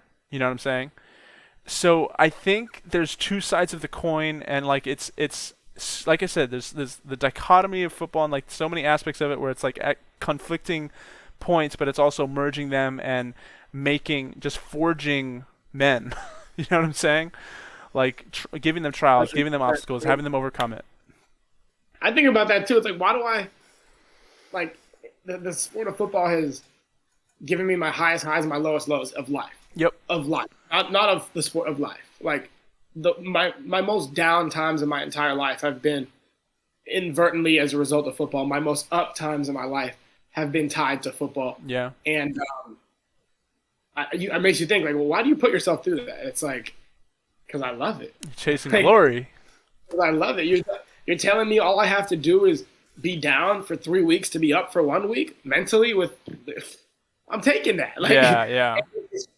But it's the character building as well. Like we talk about, it's like I've been through it. Like I've taken myself places I never thought I could take myself. So and football was a result of that, and football was the reason for that. Like so for me, like on the field, off the field, it doesn't matter. Like I know I can take myself way further than I ever believe I can because all I have to do is keep putting one step in front of the other. Like I especially with football, I haven't seen the light at the end of the tunnel in so many situations, but I'm gonna keep walking. Yeah. I'm gonna keep walking. That's what it is. And then even today, like when I talked about it, like what I was going through is like I made sure I was completely still for a couple of minutes because I wanted to feel everything that was happening today. Because you'll like, I start thinking about I'm already starting to get texts from people saying like, hey, like it's draft week, like good luck, hopefully you get signed. And I'm sitting there, I'm like, yeah, shit. This is like you did everything you could. It's at a certain point, time is going to pass and the result's going to show up. You've done the work, right. And now it's like time to see. There's nothing I can do at this point. Everything I'm doing training wise is just in preparation for rookie minicamp. For whatever team that wants to bring me in. So I'm just sitting here. I'm like, I was completely still. I was sitting on the field. It was breeze. It was nice. There was no one out there. I was like, I got to be here and present right now and feel whatever's happening and feel why I'm feeling this way and understand the why behind everything. And I'm a big why guy. I like to know the why behind everything. Coaches get annoyed by that sometimes because they'll be like, all right, Pitts, run this. And I'm like, okay, well, so why exactly do we run it this way? Working with a trainer, like, all right, so we're going to do this. I'm like, so why does this translate exactly to football? Yeah. Like, I'm the why. I just always like to know why. And a big thing with your mental health is finding out why. Yeah. Why are you feeling this way? What made you feel this way? Why are you – you have to know the why behind things. And that's always helped me with my mental health and getting me through things. Just sitting here, I'm like, all right, why do I feel this way today? There's a lot of pressure on your shoulders, Lee. There's a lot – everything you worked for the last 15 years is pretty much coming due at the end of this week. Yep. That's a good reason why. Good point. Yeah. Good Some people never know. Look where you're at. Zoom out. But look where you're at. Look how far you've come. Look at the obstacles you've climbed. Look how many things you've accomplished to get here. Win or lose, you've won. Yeah. Does that make sense? Win or lose, you've won. And that's how I like to look at it. And I'm going to keep moving forward in every aspect with that same mindset. I'm going to keep building off that in football and in life. Well, that's what's great is that like that message you wrote, like you've won, you've done your goal, you've accomplished that, right? You've performed at the level you're supposed to, and you've done your due diligence, and you performed at the test, right? So it's like right. Now all you can do is wait, and I know that part is like super anxious and no one wants to hear it, but I'm so excited for you and how that's going for you, man. And like I said before, it was like I think we had a pretty similar drives and everything. I think it's just a little different in the sense of like. For me, like when APU closed, right? Same thing. It's like it was finals week, and I was stressed already. I had like a 30-something page capstone, whatever, right? To graduate. Dirty with the timing. Dude, it was middle of finals week, and then we're in that meeting, and as soon as that meeting's done, I'm like, okay, now let me put my schoolwork on hold for 2 days, get film out there because the early signing day was 2 days away. Like, and I had a lot of help because of the JUCO coaches and everyone putting my name out there already. So I was getting some feedback, but it's like. Dude, like they did not do us any favors with that. But yeah, and like you said, like 3 weeks later you have all these opportunities, and for me, it was a big critical part of my life that whole year of 2020 and 2021 for that matter. Like I said, for part of my why, and I'm curious to ask your why after this, but as far as like the why of you play football, right? Coaches ask that a lot, and it's what drives you. It's what pushes you forward day to day. It's not just the love of the game, but like why you go through all that, right? So a lot of it has been my family for like putting up, like they sacrificed so much to give me the opportunities that I had, right? I'm the only Right. one in my out of my siblings that went to a private high school that performed really well in football and went to college off of athletic scholarship. Um, and I know without football I wouldn't be going to college. I'm not dumb, but I didn't have super great grades or anything. And if I had probably mentors or role models, I probably could have went to JUCO, probably could have made it happen with loans. But that's the point, right? Is like football got me there. So, and I felt like it was a selfish dream I was chasing, right? Because of all this stuff, my family's over there struggling. They're doing what they have to do. They're supporting each other, but I'm Right. over here in my private. I'm traveling to state, playing a game I love, right? Doing all this stuff. Like I'm blessed, and I have to get results. I can't screw this up. I need to graduate. I need to do all these things, and for so long, it was also a need to play at the highest level I could, and also just for me, I wanted to. Like I love the sport so much, I want to play till my body tells me I can't, right? Um, and with that training we did that year before they closed down the program, I feel like I was actually getting there. I was like doing really good. I was liking my weight. I was liking the numbers I was putting up, and I was loving the vibe, the atmosphere. That summer was one of the hardest I'd ever worked. And it's like I've been in programs before, I've been to training before, but that was like me on my own. I had to keep myself accountable, and I was like running hills every day. I was doing dumbbell workouts at home every day. I was hopping fences with some of the guys from APU just to get field work. I never thought my fat ass would like hop a fence just to do that stuff, but it happened. I mean, Um, and and then like when all that happened on Christmas Day, I go home and my uncle fell pretty sick. He got COVID, and that didn't help with his already bad problems. And I think he fell or something. And so um, my mom was struggling to take care of him with her brother and everything. And the family was basically struggling. They're looking for a caretaker and stuff. And I'm like, yeah. I have this part of me that's like I need to continue chasing this dream and everything, and I have all these opportunities to go somewhere right now. And football wise, I wanted to because I hadn't played in a year already. I knew I was rusty. I knew I had to get back Right. on the field. Um, but I don't know what came over me. Some type of I don't. I honestly feel like it was like a message from God, just a feeling. The right thing to do. And maybe it was just that I felt bad for so long being just doing this football thing that I'm like, no, I need to get back to family now. But I was like, okay, I'm gonna just skip this spring season. I'm gonna finish, graduate at APU, and then I'll travel. I'll leave in the summer, right? But so I stayed back home for those 6 months to take care of my uncle, and that was like some of the most, I guess, profound work I had done since then. I've done community service and stuff before and everything like that, but it was just like I don't know, putting your own stuff on hold and helping with that was really something that changed my life and really helped me in a time where things were so volatile, right? Like Right. me and my at the time girlfriend of almost 8 years since high school, like we were having some problems, right? Things weren't as steady as before. A lot of things were uncertain in life, and like I went to that house and I kind of found faith again, throughout that time, and just so much was changing and going back being around those personalities and having influence on them and them influencing me, and at the time serving people and still going to school and trying to do training. I'm Right. not gonna lie to you and say I was consistent every day like I should have been. Like like I said, if I think where there is a difference where you like that is your end all be all and you've been at this life journey for so long, whereas me, I came from a starting point of a different view of football and I made it myself, and I learned to want those things that you want through coaches praise and like encouragement. So I think that disconnect is maybe why it might be easier for you to be self-consistent and have that mental like just get on it and train yourself, because realistically when I think about it, yeah, I went back and I helped family, but there was no excuses to like I could have got the work done. I could have stayed in better shape, whatever, right? I didn't get the football training. I wasn't on the field practicing with other guys putting on pads, but I could have made a better effort to ensure that I was the best athlete I could be when I transferred. But I kind Right. of let those family things and like the life just like take priority. And so perhaps that's why our disconnect there. But from the sense, it's kind of what I needed to do. I love the life that I have now, and I love the opportunities I have, and my perspectives have shifted. And every athlete goes through this at some point where they have to remove themselves, their identity from football, into something else, right? That's, That's true, but it's tough. It's one of the toughest things any of us can do, especially after so much sacrifice, blood, sweat, and tears for so long of their lives goes into it. And doing that for me, like, I got married, I had a kid, kids, like, the kid came along, and then I get the call to move to Illinois, and so we packed, we're away from family. So just so much of my perspective has changed, and I love the opportunity to compete at this level, this D1 AA level. It's everything I wanted, and really, I was like, I've been through the recruiting process 3 times now. I'm not gonna, like, there's no, like, I could go to a bunch of different D2s and perform and be a star there, whatever.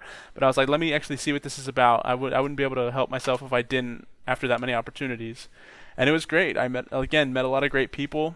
The reason I don't regret going to 4 different universities in my time is all the people I meet through football. A lot of great guys, love that, making connections, networking, and just being around those groups and seeing different coaching staffs and how they kind of handle things.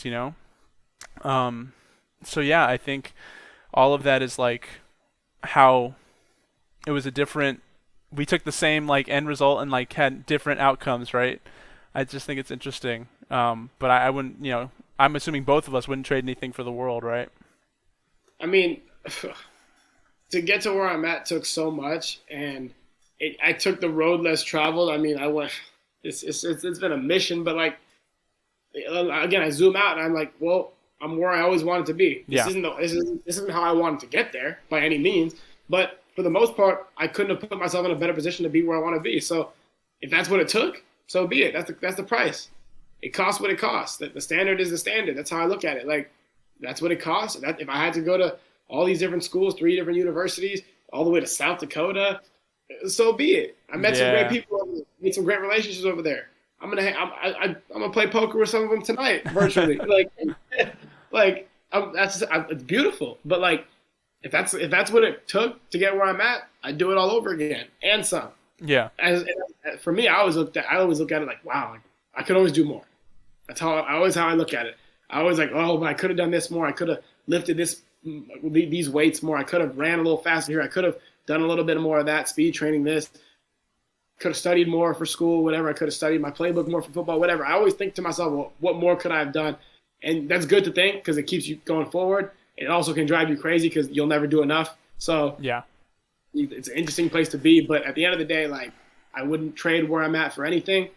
And I know you feel the same way. So it's just that's how it is. And where you go from here, you just keep building. You keep moving forward. Yeah, that's what's wild. The standard you hold for yourself and how it seems like too much to others, right? Like just the other day, my sister's been staying with us for a couple of weeks, helping out with the baby and stuff.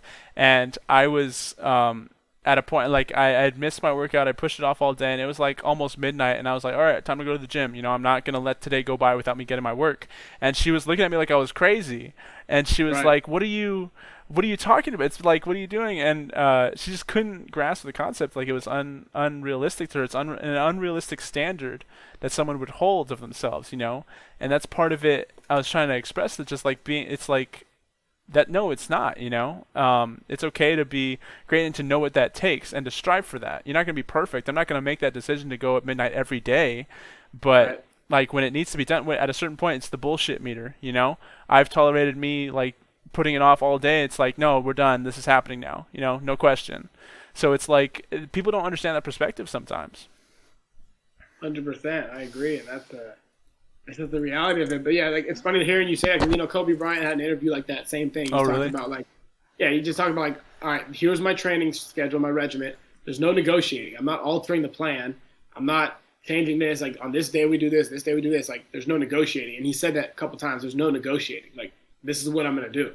And no matter what, you set the standard and you meet the standard. And then in certain situations, you even pass the standard. Surpass it, you got to at least meet the standard of what you've already set for yourself, and then you keep going from there.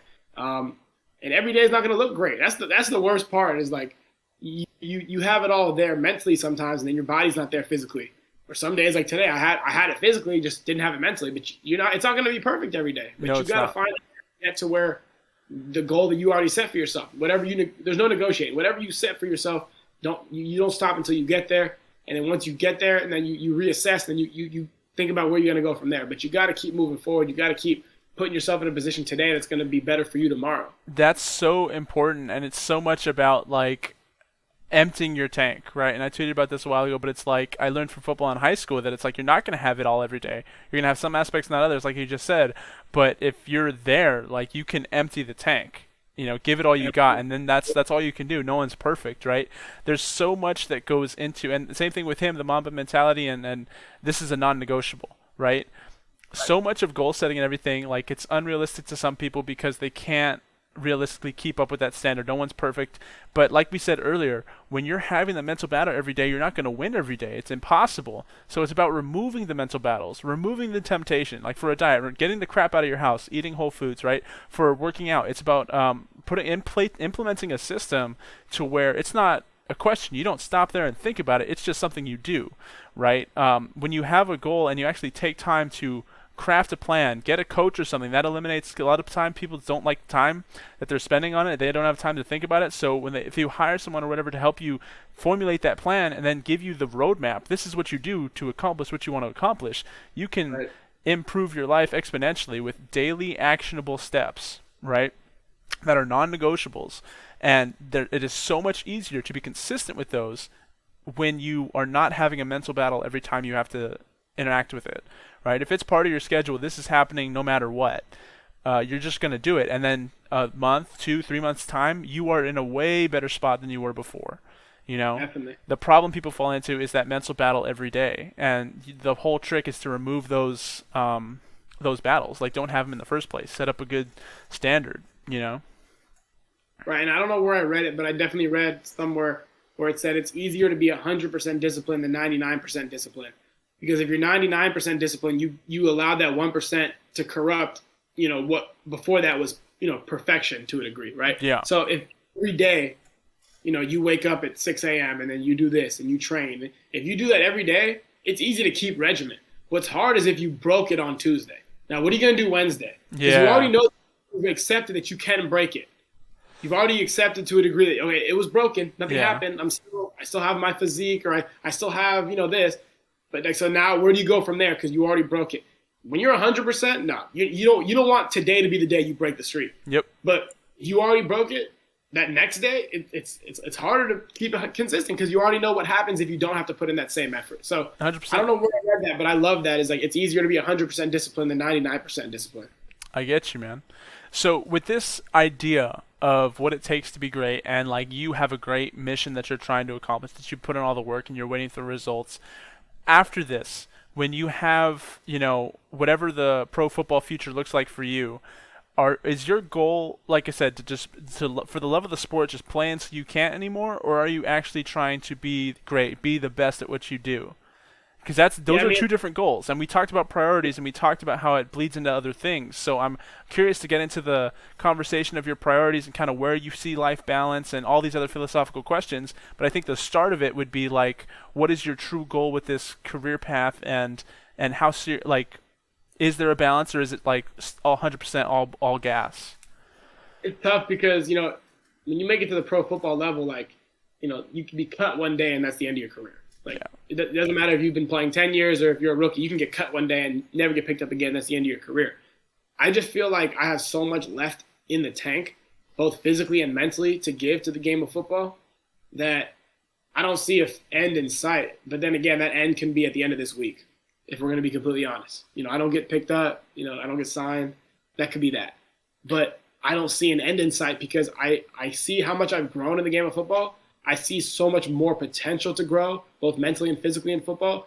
I know my techniques can get better. I know I can get bigger, faster, stronger. I've gotten bigger, faster, stronger every year I've played football. I mean, this year is the strongest I've ever been in my entire career. And I'm like, well, who said I have to stop here? Yeah. Keep getting bigger, faster, stronger. My knowledge of the game has just developed so much in the past year. Like, these past 3 years, I'd say my knowledge of the game has improved, but every year since these past 3 just gets more and more each year. Like, I don't know. I see the game in a different light. I'm around other individuals who are intelligent in this space, and I pick their brain, and I learn more and more. So there's just so much more left, I think, I have in terms of football as a player. So I just don't see an end in sight. If I could have a 10-year career, that's beautiful. But there's always more to chase. And that's the beauty and the curse of football is there's always more to chase. So you'll always have something to continue to go after. There'll always be a record to break. There'll always be this. There'll always be that. There'll always whatever it is.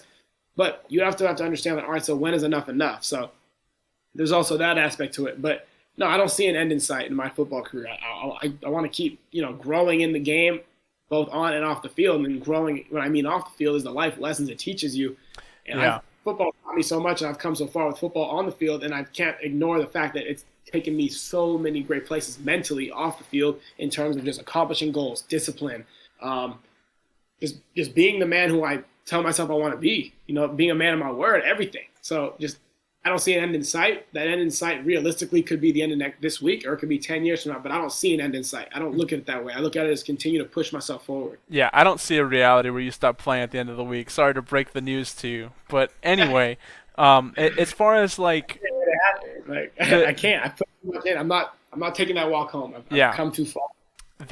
I appreciate what you said about, playing that long and everything, but so more to the question of if when this happens, are you trying to put in the effort and the dedication it takes to be the best? Are you trying to prove something? Or like we said, it sounds like it's more so just that you want to play until you can't anymore, right? But like I said, because are you going to go Mamba mentality dedication, or are you going to have more of a balance, and is there give and take? Are you going to try and balance both? What's the deal here? Yeah, that's a good question. And that comes down to confidence, right? So where I'm at right now, bottom of the totem pole, hoping to get brought into rookie mini camp, I'm going to come in likely with that mindset of just all right, I'm here. This is good. All right, make sure I do my plays. Make sure I do this. Make sure But at the end of the day, it's all right, if you want to hang around here, you're going to have that mindset. I'm not just here to, be here. I'm here to take a job. I'm here to, be that elite player. And, looking back on my family, right, dad played in the NFL, grandfather played in the NFL. There's so many things to accomplish that have already been done in my family name before me. So I think to myself, well, what can I accomplish that hasn't been done before? My knowledge, no one in my family has ever been to a Pro Bowl. That's something. We're talking, right, you're talking just to make it to the NFL is what, 0.001%? Yeah. A Pro Bowler, that's 0.001% times whatever. But it hasn't been done in my family. Yeah. My knowledge. And that's on the table still. That's awesome, dude. It's on the table as it's something that you can strive to get. What are you going to do today to make sure that happens? Now, again, it's not even about individual stats and it's an individual stuff like that. It's a team game as well. I love to be on a winning team. There's no better feeling, and you can attest to this, than being in a winning locker room. Yeah. Being in the locker room after a win.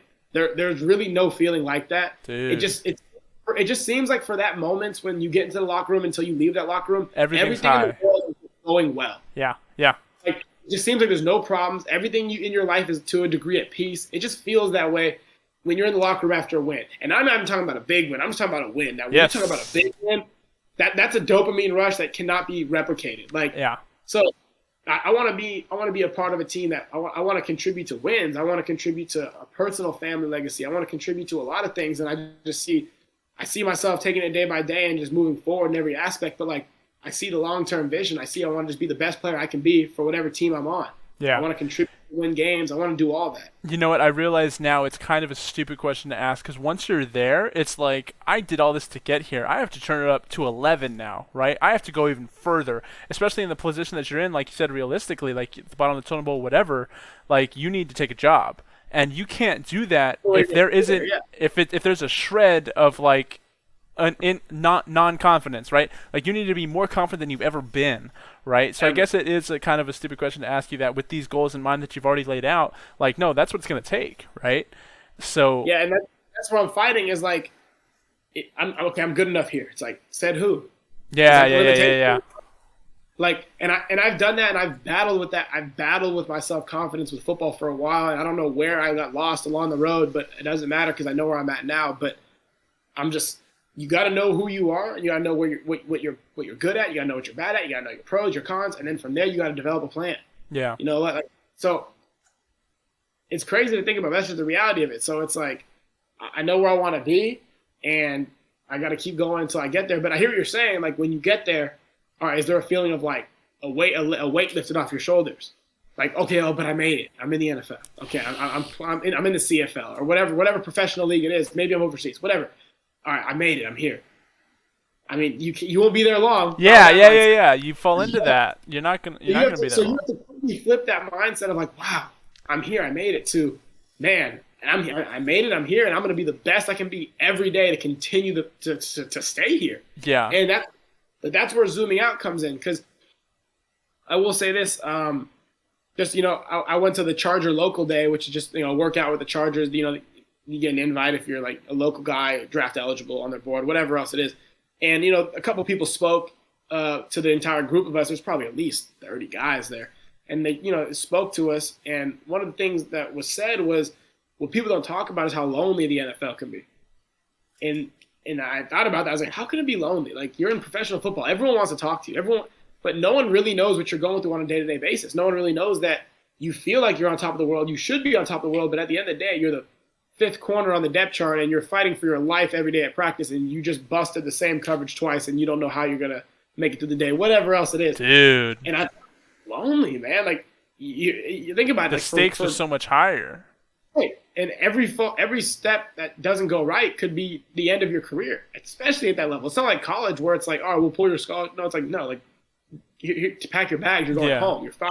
Like, so it could be lonely, and like, I haven't even experienced anything like that yet. All I know is college football. Of course, I got some friends that play in the NFL, and I talk to them frequently and kind of just pick their brain on stuff. But at the end of the day, it's like, no one talks about that aspect of it. People think it's just, oh, you're rich, you have all these nice things, everyone wants to talk to you, you have thousands of social media followers.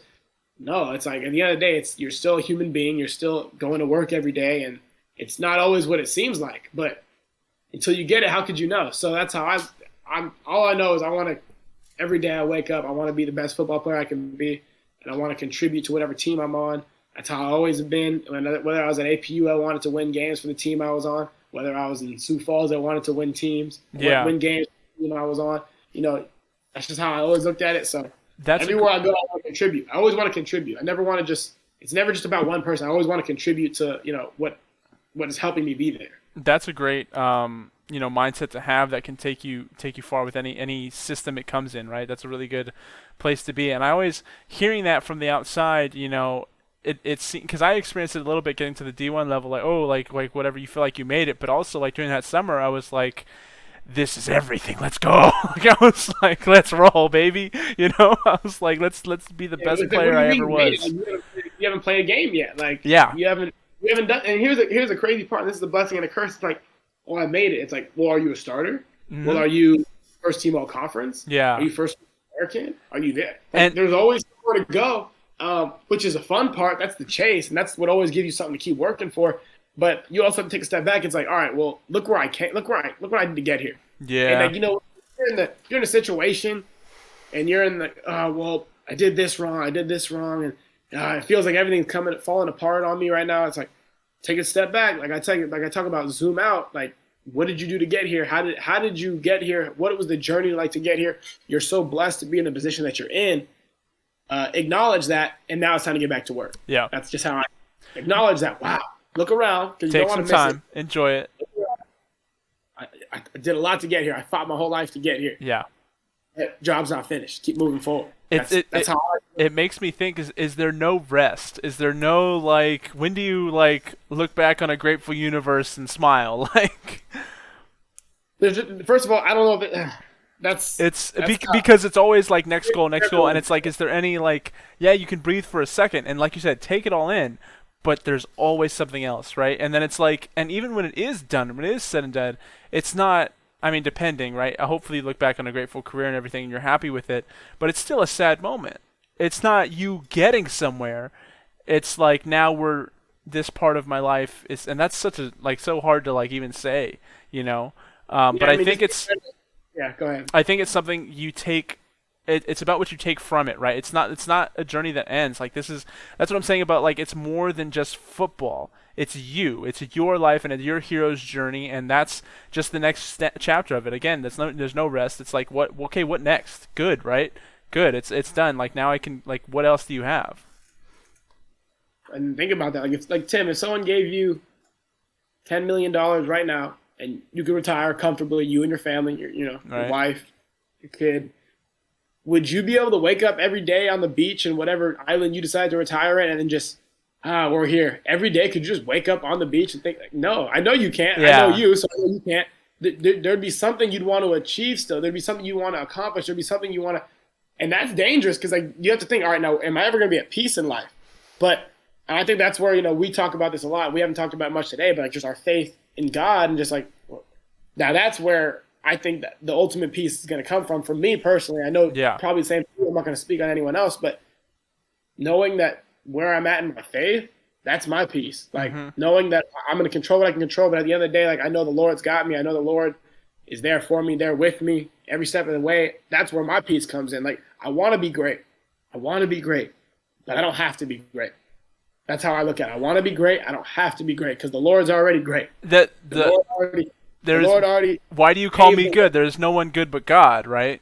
What way. Jesus said. And no, absolutely, dude. That's awesome, and that's a really good framework for it for sure. Like humbling yourself, and acknowledging that, right? Like there is the pursuit, there is the chase of glory. That's part. Right. I made like this is a school project I did, and I made it like a big mind map of like manliness or like being a man, and I did like 4 pillars of manhood, and it was like glory, honor, leadership, and strength, I think, right? They went and broke down in a bunch of different things, but that's absolutely part of it, the chase of glory, right? And yeah, everyone wants to be great, but it's also, like you said, that peace comes from, like, there's more than the chase. That what is the purpose of the chase? What is your why? And all this stuff, all these other things, what does it come from, right? And yeah, I'm super curious, like, that religion is a part of this podcast and everything. Before we kind of dive into this next section, and if you need to take a break, we can or anything.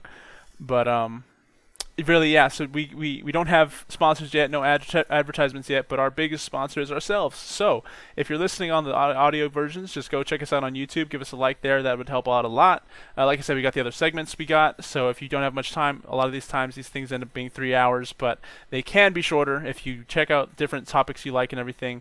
That's on the YouTube channel. Go check those out. Stage Clear Podcast on YouTube, and anywhere if you're watching on the YouTube, check us out on the other Audible audio platforms, anywhere you get your podcast, listen to it. If you're on a long drive or whatever, you can't watch the video, that's great. Listen to us there. That helps us out to get these other advertisers. Let us know people are watching.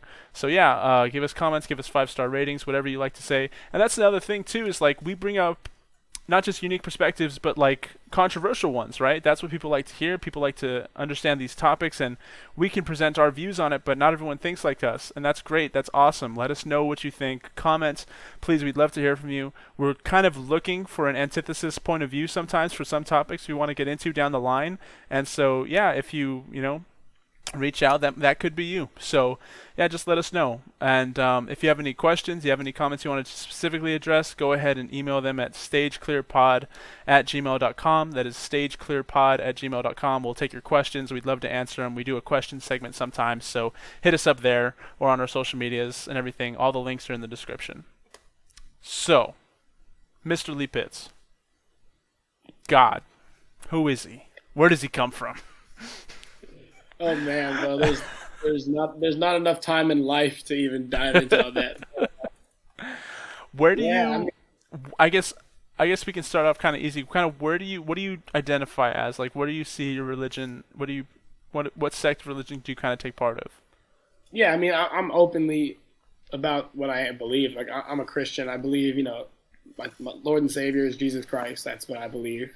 Um, yeah, I mean, like I battle with a lot of stuff in the Bible. If we're gonna get into that, I mean, like there's not as a Christian, like I always thought. And I'm just gonna go really quick. I got baptized February 14th, 2018. Hmm. So I assumed that like getting baptized meant like, oh, life's gonna be great from now on. I You gave my just life to understand Christ. it's a divine thing, and you're there now. I'm You've gonna be made great. it, I'm gonna go in right? the We water. just talked about it. You made it. You can Right? rest. I'm gonna go in the water, come out the water, and it's gonna be beautiful. Like Yeah. gave my life to Christ, all that. And then I realized, like, wait, that's not even close. Like, I No. missed the mark. Like, it just begins now. It's But I constant know search. now that, like, I don't walk alone. That's how I looked at it. Is okay, well, now I know I don't walk alone, but I'm still walking, and it's still hard. But if you look into Scripture, it talks about that all the time. Like, we're gonna face many trials and tribulations. Like, there's gonna be suffering. That's to me, that's the most reassuring thing in the Bible, of course. Besides, obviously, the good news that Christ died for our sins. But Yeah. the biggest thing for me, the most reassuring thing is knowing that the Bible literally talks about I'm going to suffer, I'm going to face trials and tribulations. that's actually like that makes me feel good because I know that okay, I'm not alone in this walk. A lot of other Christians, a lot of other people are on this walk as well. Yep. And knowing that it's going to happen lets me know there's going to be a solution. There's going to be a way out of it too. There's going to be a way to make it through. Yeah. Is the right say. There's going to be a way out. Not I don't want to say a way out. A way through. That's a better word. A way through.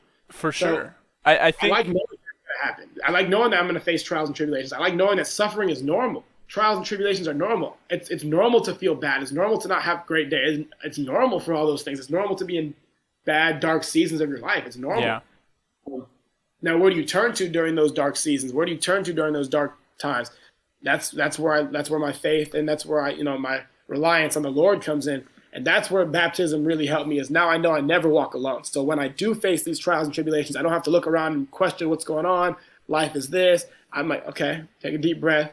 Know the God you serve is big. Know the God you serve can handle this with you, and take it from there. So that's the fact that I know that I'm gonna suffer. I love that because I know I'm not gonna suffer alone. Yeah, no, being a masochist is great. I'm all about it. So it's no, that's really revitalizing, to hear is that just people's biblical walk, like they can turn to scripture, they can turn to other Christians and other people going through the same thing. It's very, that sense of community is awesome. And it's been prevalent in the church since its foundation, right? I think this whole thing we've been talking about, chasing dreams and being on a path and setting goals and everything, all of that can kind of culminate in God's path, right? And what he has for you. And I can point out, and here's the thing, people will talk about, oh, what proof is there for God or whatever, and you can take personal experience or you cannot. But first of all, just there's been tons of personal experience going back decades and millions of years, so it's like that is relevant. People, the apostles that died, they saw Jesus Christ resurrect after the resurrection, right? And it's like they died.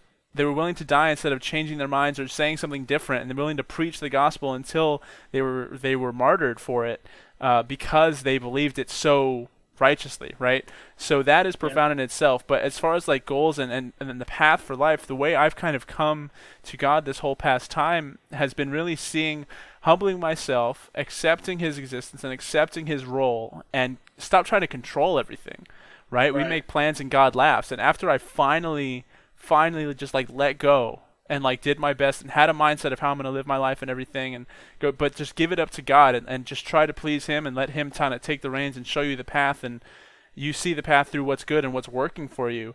I've known countless blessings since then, and you talk about the trials and the adversity and where you turn to in those dark moments. And I, even in my own path, like throughout some of college football and back in Colorado and everything, I distinctly remember a time thinking, it was before spring game, and it was like a family atmosphere, right? I was alone. I didn't have any family there, but everyone else's was, and I wasn't starting yet, but I was starting then, but I redshirted a year, right? So I'm already like, I need to perform better, all that stuff. And I was just thinking, I was like upset and I was sad and I was like unconfident. I'm like, what do I do? Like, maybe I should start praying to God again. Like I had lost myself for a while anyway. I hadn't been truly faithful or whatever, didn't take it too seriously after high school. So I was like, maybe I turn back to God, maybe he can help me with this. And I distinctly remember the thought during stretches of like, no, F that, take care of business, do it yourself, right? And that may or may not have helped me in that scenario and whatever, but what's funny is the ultimate result was I left that place and came back, went to JUCO, and then ended up at APU, a Christian school, right? Met all of you guys, had all this revelation. Yeah, I mean, that was the most Christ-centered football program probably in the country, and I love that about it for sure. Absolutely. It changed my life, and I wanted to be baptized with the team. And it was even another struggle later on when they cut the program. I was struggling, and I was thinking, like, I need this more than ever right now. How can this be in God's plan to break us all apart, But I just found a couple months later, after being, like I said, I went back home, and I was helping family and being around that kind of religious center again, hearing different perspectives, because I grew up in a Catholic family, but we have a really good devout Christian friend who's living there with us right now, and so a bunch of different perspectives I was encased around, and going to marriage counseling with a Christian pastor of my extended family, which I really, he, rest in peace, he passed recently, kind of suddenly, but he helped us out through so much, and so really once I made that decision to stop trying to control everything, give it all to God, there was a clear path that was shown that has worked out amazing for me and my family. And I feel I've talked to this about with you guys at the time in our group chat of like I need to figure out this whole religion thing. I need to figure out what my foundations are and where I stand on issues and on religion and everything so I can lead my family properly, right?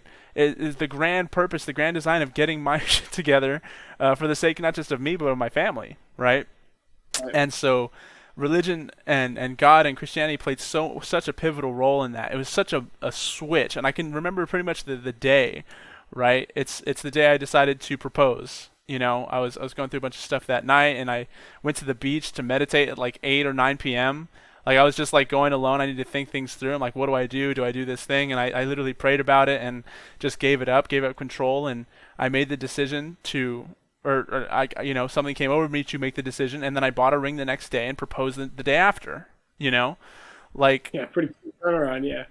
I mean I had been with her for almost 8 years since then, but yeah. Right, like that was a pretty quick. All right, bet ring proposal. Because here's Here the we thing, go. Lee. It was like for so long in my life as a man, I was just like, okay, I love this woman and I want to marry her, but I can't propose until I graduate college, have a house or some type of place to live, have a car, have a career, right? I had so many standards, so many things, prerequisites to marriage, and it was holding me back. You know, I wish I Right. would have made this decision so much long ago because you grow so much as a couple, so much more when you give into marriage and you can grow together. You know, it's not just about my lone path, it's about us growing together. And so accepting Christ in my life and accepting his control over it, letting go of those prerequisites, my plans, and just doing, right? Just following the signs and doing what he sees fit and you know, like I said, living for him and pushing the kingdom forward and that has been exponential improvements in my life. Absolutely. No, that's. I mean, the fact that you knew you needed to take an extra step before going down this path of leading a family, you knew there was something else that you needed to, get accomplished. And the fact that you were able to identify that and go through with that is, I mean, that's really mature and selfless for sure, because you knew it wasn't just about you and your happiness and how you wanted to be in marriage. You knew it was going to be about bigger than you. It was about to be a family. It was about to be, all the other things. I would hope that most people take that perspective. I know, I mean, just statistically, generationally, at least the past generations, I have hope for this one. I have hope for the guys I've talked to and everything. But maybe that's just my bias from talking to football guys. But anyway, I Yeah. know statistically from generations past that like people are more selfish, right? I hope that they would think of these things, but no, they think in a selfish manner of like what the life they want, and even extending. Maybe people do have the right intentions. We talked about earlier the generational push to give your kids greater opportunity than you had in your life.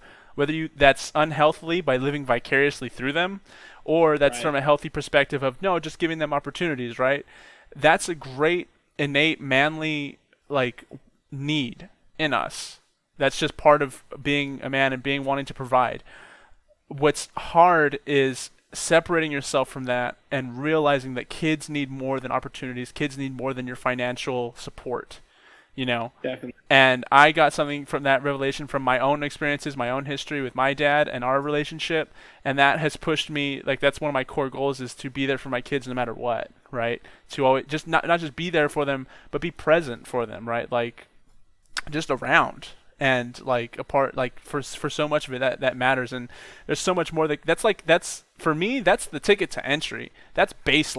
baseline. That is the least I have to do. I need to there's and then there's so much more when I talk to you about it, the case of like learning these things, learning the tools for giving your kids the tools for success and the tools to navigate this world that's so much ever changing. There's so many new problems and different things you have to address and deal with today than you did before.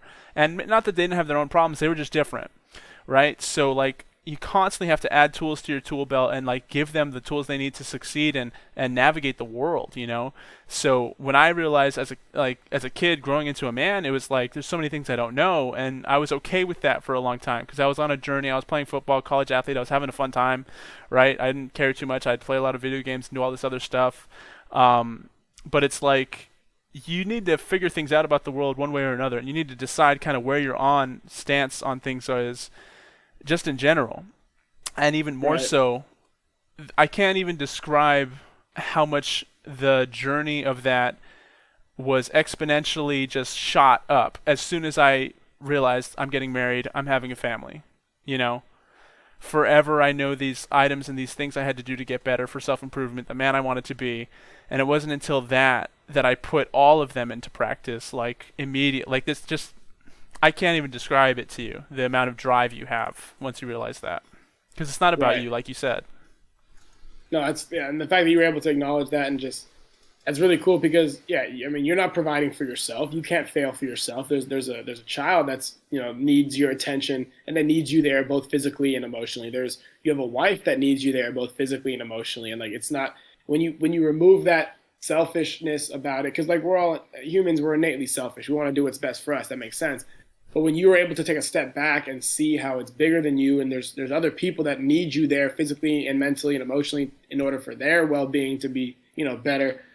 I'm sure that can do some crazy things to you, and I'm glad you're able to acknowledge that. And I love the work you've been doing, on Twitter and just overall getting that message out there about all right, these are real problems to real solutions, and real problems and real like solutions we're going to talk about to get there. So I mean, it's pretty crazy to think about, but no, you've taken some crazy strides since I've known you just in your faith. I remember when I first met you, I mean, your faith walk, you were still kind of like, wasn't a problem. I mean, like you're a great guy to talk to. I never had an issue, but Yeah. you're still figuring out what it was. And I'm like, great. Like, I'd rather have someone try to figure out what they believe than just like not even question what they believe. And that goes for Christians too. I mean, you constantly as a Christian, keep digging deep into your faith and like, why do I believe this? What is this? Yeah. Like, don't oh, well, I accepted Christ when I was in high school, and that's that. I just keep moving forward. Like, no, like, keep digging deep and understanding why you believe what you believe and keep growing in your faith. And I remember when I met you, you were in that place where you weren't sure where you were in your faith, which is great. I mean, the fact that you were even thinking about it was a step forward because you weren't just complacent wherever you were. You were, all right, where am I trying to be? Where am I trying to go? So I love that aspect of it. Yeah, it's really disheartening seeing the amount of people that will use Christian as a label, right?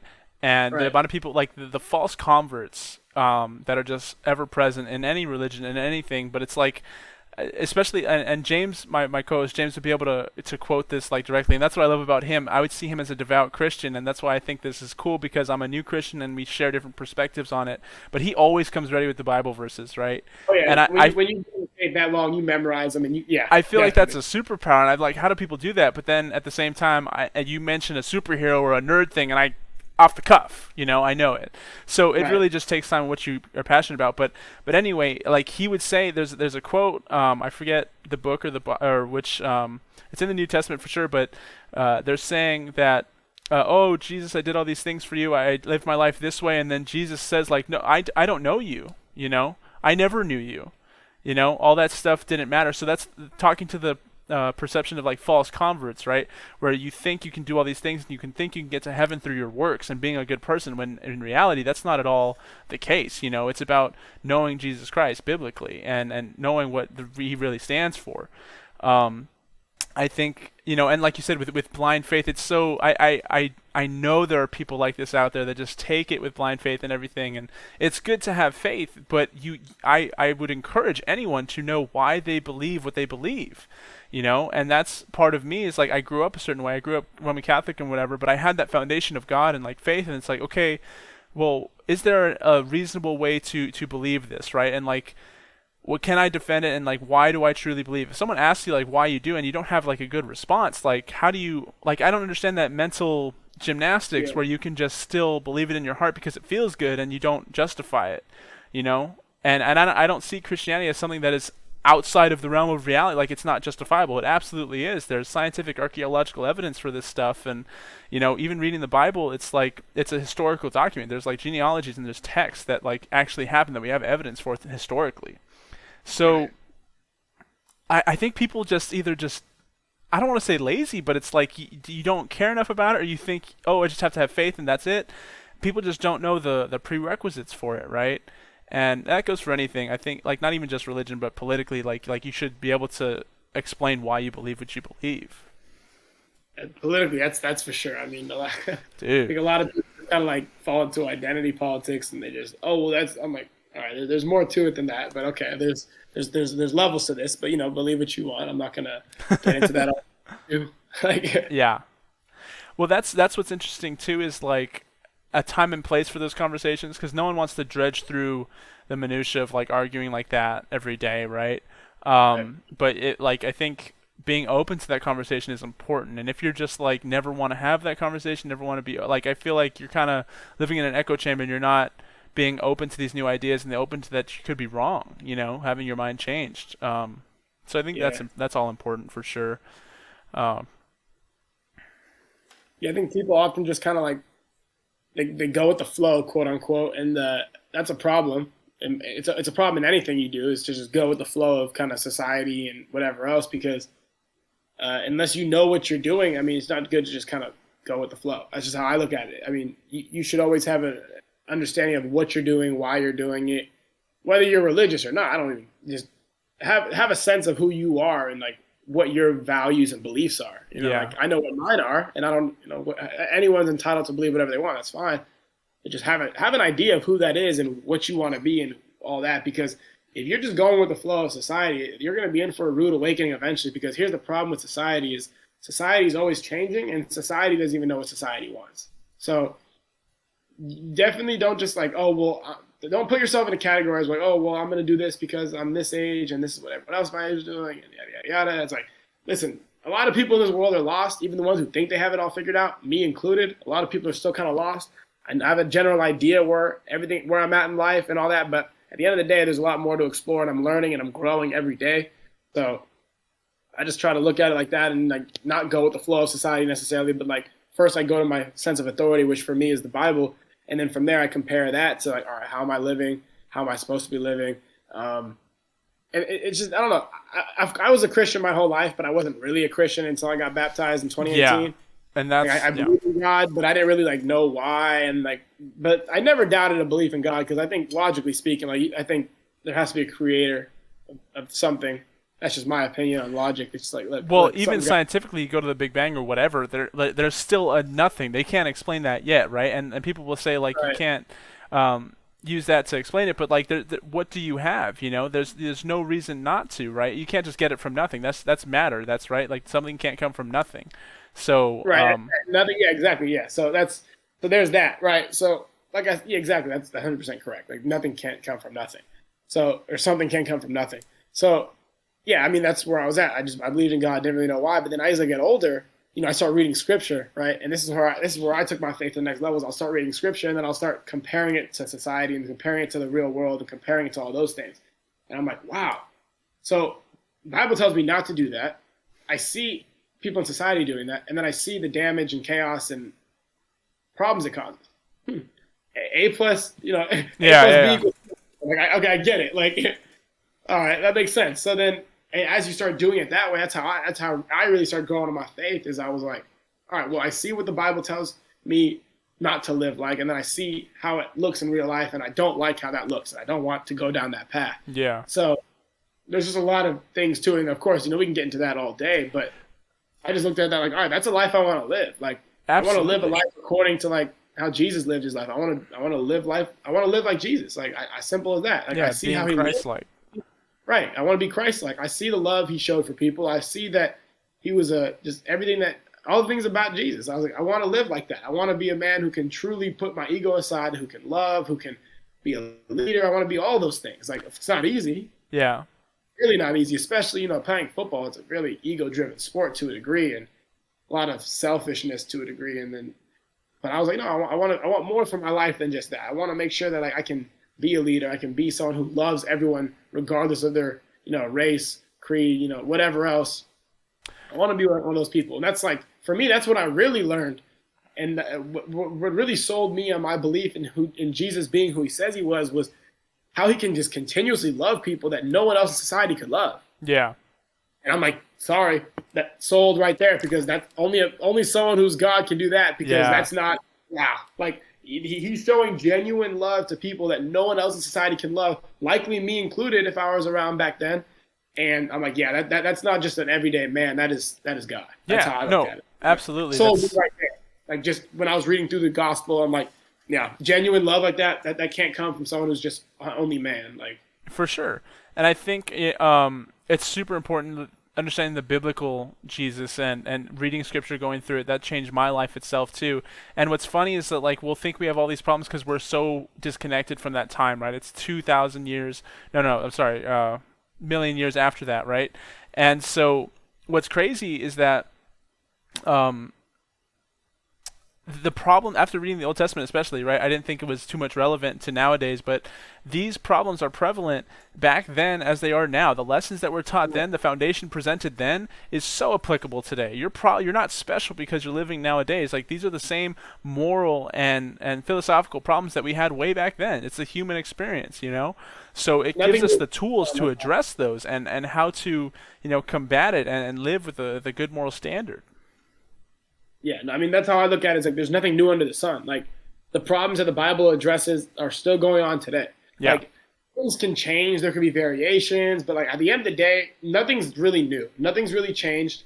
Some of the same problems that were going on in the Bible are some of the problems we're still facing today, and that hasn't changed. So like that's how I look at it. There's nothing new under the sun. That's what I love about the Bible is it ages so well. Yeah. Like it really does. It's It the ages. only book that's lasted so long. There has to be something prevalent there. You know what I'm saying?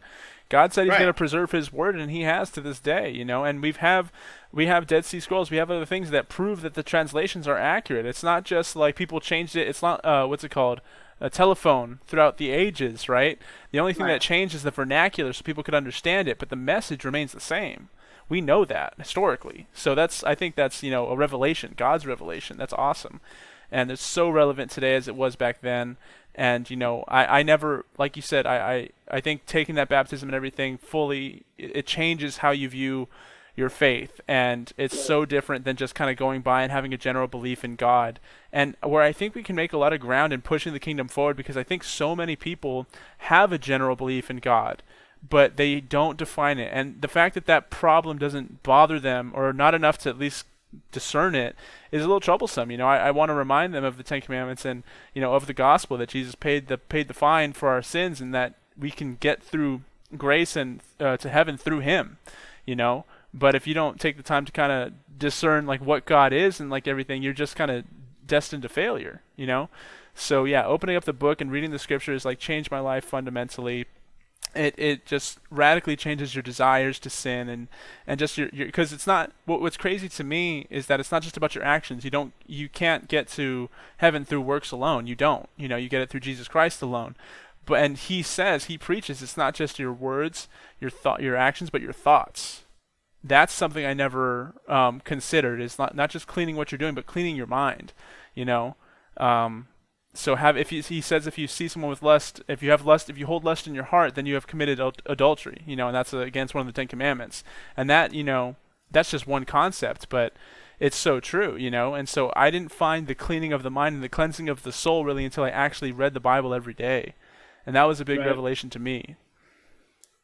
I mean, my thing is like a lot of problems that like non-believers will have is like they'll point to Christians who have committed just atrocities, and they'll point to Christians who are just corrupted, and then they'll be like, well, that's the representation of a Christian. And I'm like, well, here's the issue on that, and this is the only issue I have, because I will never judge a group of people based off the actions of some. Yeah. That's just I'll judge that person. Okay, I can't judge. Like I have no authority to really judge. But I guess what I'm saying is I'll assess somebody based off their personal actions and stuff, not a whole group of them, because that's how some people act, right? Yeah. So, and I think with Christianity is like you get people like, oh well, the Christians they're the judgmental people. They do this. I'm like, well, some of them do, and I'm gonna be honest, some of them are just pretty bad people, or have done pretty bad things. Like Yeah. serious, yeah.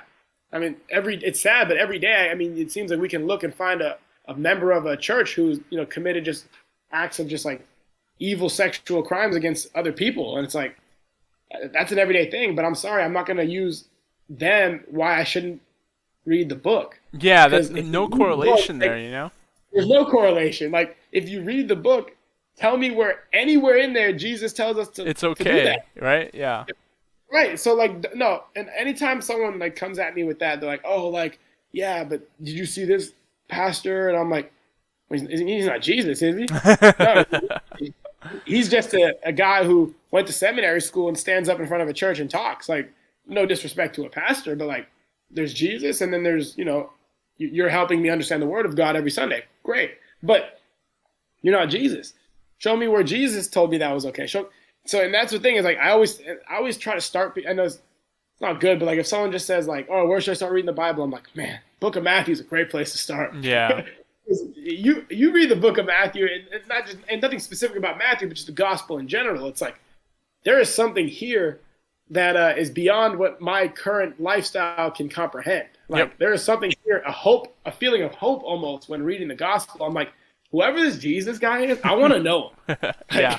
That's what it comes down to. Like I want to know him and I want to be like him Yeah. because there is something special here with Jesus. I mean, Jesus is going word for word, bar for bar, just like Not skipping a solving beat, flipping problems, tables, all of it. solving problems, loving people, pointing out sins, saying like no, like just all different types of people. Like it didn't matter. It Yeah. didn't matter if you were someone who was marginalized in society back then. Jesus was your advocate. It didn't matter if you were someone who had it all and didn't still weren't happy. You know, Jesus was your advocate. Like tell me another situation where someone can show that much love to all different types of people, no matter where they came from, no matter how dark their past was. And if we're not living like that, then we're fraudulent. Yeah. We're not living like how we should. So I have to catch myself. I sin every day. Everyone sins every day. But I have to catch myself because I don't know where it is in Scripture. I'm sure it's in there multiple times, but I know it says this. It says, love casts out a multitude of sins. If you can show genuine love for people and, you know, not judge people, have genuine love for people, love that only, we can only know because of how Jesus loved us. If we can show that towards people, life would be different. Society would be different. The Yeah. stigma on Christians would be different. Everything would be different in that regard. So when I tell people like, oh, where should I start reading? People ask like, oh, where should I start reading the Bible? Should I start from the beginning to the end? I'm like, you definitely obviously want to read the whole Bible cover to cover at one point in your life. I know I'm trying to get to that point, but man, you start at the book of Matthew, and you start those Gospels, you immediately know, all right, there's something here. Like, No, I'm not there's gonna, something here that I can't comprehend right now, but there's something here. yeah, I'm not gonna lie. I can't wait to get there. Like I said, I'm doing the whole cover to cover thing, so I'm being stubborn. That's how I'm getting myself to read it every day. Beautiful. But Yeah. so I can't wait to get to the Gospels. But I think there's something important here because you talk about the love of Jesus Christ, and that's so essential, right? And I 100% agree with that. If like we could just make that more prevalent in today's society, it'd be much nicer, much better. It's not so hateful and just like distorted place that we find ourselves in, right? Where does that kind of come into play? Because I think some people would ask the question of like, what about God's view on the gay community or anything, right? When it seems like other people, like it seems like the message, the biblical message is something of not of love, right? Of hate or of like outsidedness, right? Right. So. And we know the biblical Jesus actually went to these people and went to the sinners. He didn't hang out with the devout Christians. He didn't hang out, not at the time, right? Devout Jews, whatever, the devout religious people. He hung out with the prostitutes and the lepers and all of them, right? The people that needed him. A great frame of reference my Uncle Jimmy gave me back when I moved there in January was that, because I was going through a tough time and I was reaching out to friends and everything, but it was Jesus doesn't, because you don't feel worthy of his grace. You know what I'm saying? When you mess up or you just like whatever your life situation is, you don't feel worthy of his grace. You feel like you can't have him or whatever. But you have to realize he hung out with those people, right? It's like a hospital, right? Hospitals don't treat healthy people. They treat sick people, So the hospital of the Church of Jesus is for sinners, and we are all sinners. So I guess, yeah, for that's kind of my view on it. But like, where do you see? Because like I said, the view of Jesus is love. Does it come in conflict with these other scriptural like necessities of like something is considered sin that is otherwise tolerated today as in society? Right. And I'm not a biblical scholar by any means, so I don't want to be the one that like says something that could be wrong. So I'd be careful how I choose my words because I know there's people who are like actual biblical scholars that can give me way better answers than I could. But sure. I guess what I'm saying is, how did Jesus treat people that were known sinners? People that he the woman he caught in adultery. Like, yeah. All right. Well, this is a girl that like society in that standard in that day and time she was supposed to be killed. Stoned, right? Yeah. Oh, correct. I mean, that's the best. That's my opinion. That's one of the best stories in the Bible. Jesus like says, "All right, you who without sin can throw the first stone." Yeah. Yep. And guess what everyone did with their stones? It just dropped. Like, that's what clicked in everyone's No, head. but Wait a her second. sin though, what she did, don't you? Right. It had to have clicked in everyone's head. Like, wait a second. So you're telling me like there's not levels to this? Yeah, Like, right. And that's the crazy part. We are constantly, and people say this too when like, oh, he's not a moral just God if he has killed people or if he encourages whatever, right? You don't understand, like, our view of morality is so fractured and so fragmented from like original sin and so many other things versus his godly perfect moral standard, where it's like that's what you can't compare that. You don't understand. We can never understand. It's said in the Old Testament that what I've read so far, it's like in the tabernacle where like he was present, people would literally die like on the spot. You know, Right. like the second they were exposed to him without the proper challenge, or if it wasn't the proper family lineage that was designed to carry the Ark of the Covenant, like it was a serious matter. You know, he is so pure and so awesome and so full of love and everything that he expulses sin from him, right? That like nothing, sin cannot stand within the same realm. So with that kind of in mind, yeah, you can't hope to put our human framework of morals or what's right and wrong compared to his. You know, Right. and like you said with that levels, that's so essential. We would say like, oh, murder is a lot worse than thievery, right? Or like we said, we don't consider adultery of the mind to really be anything. It's not an action, so we don't consider it a law, or there's no laws against it or anything, right? First of all, because how can you tell? And that's I'm not saying we should.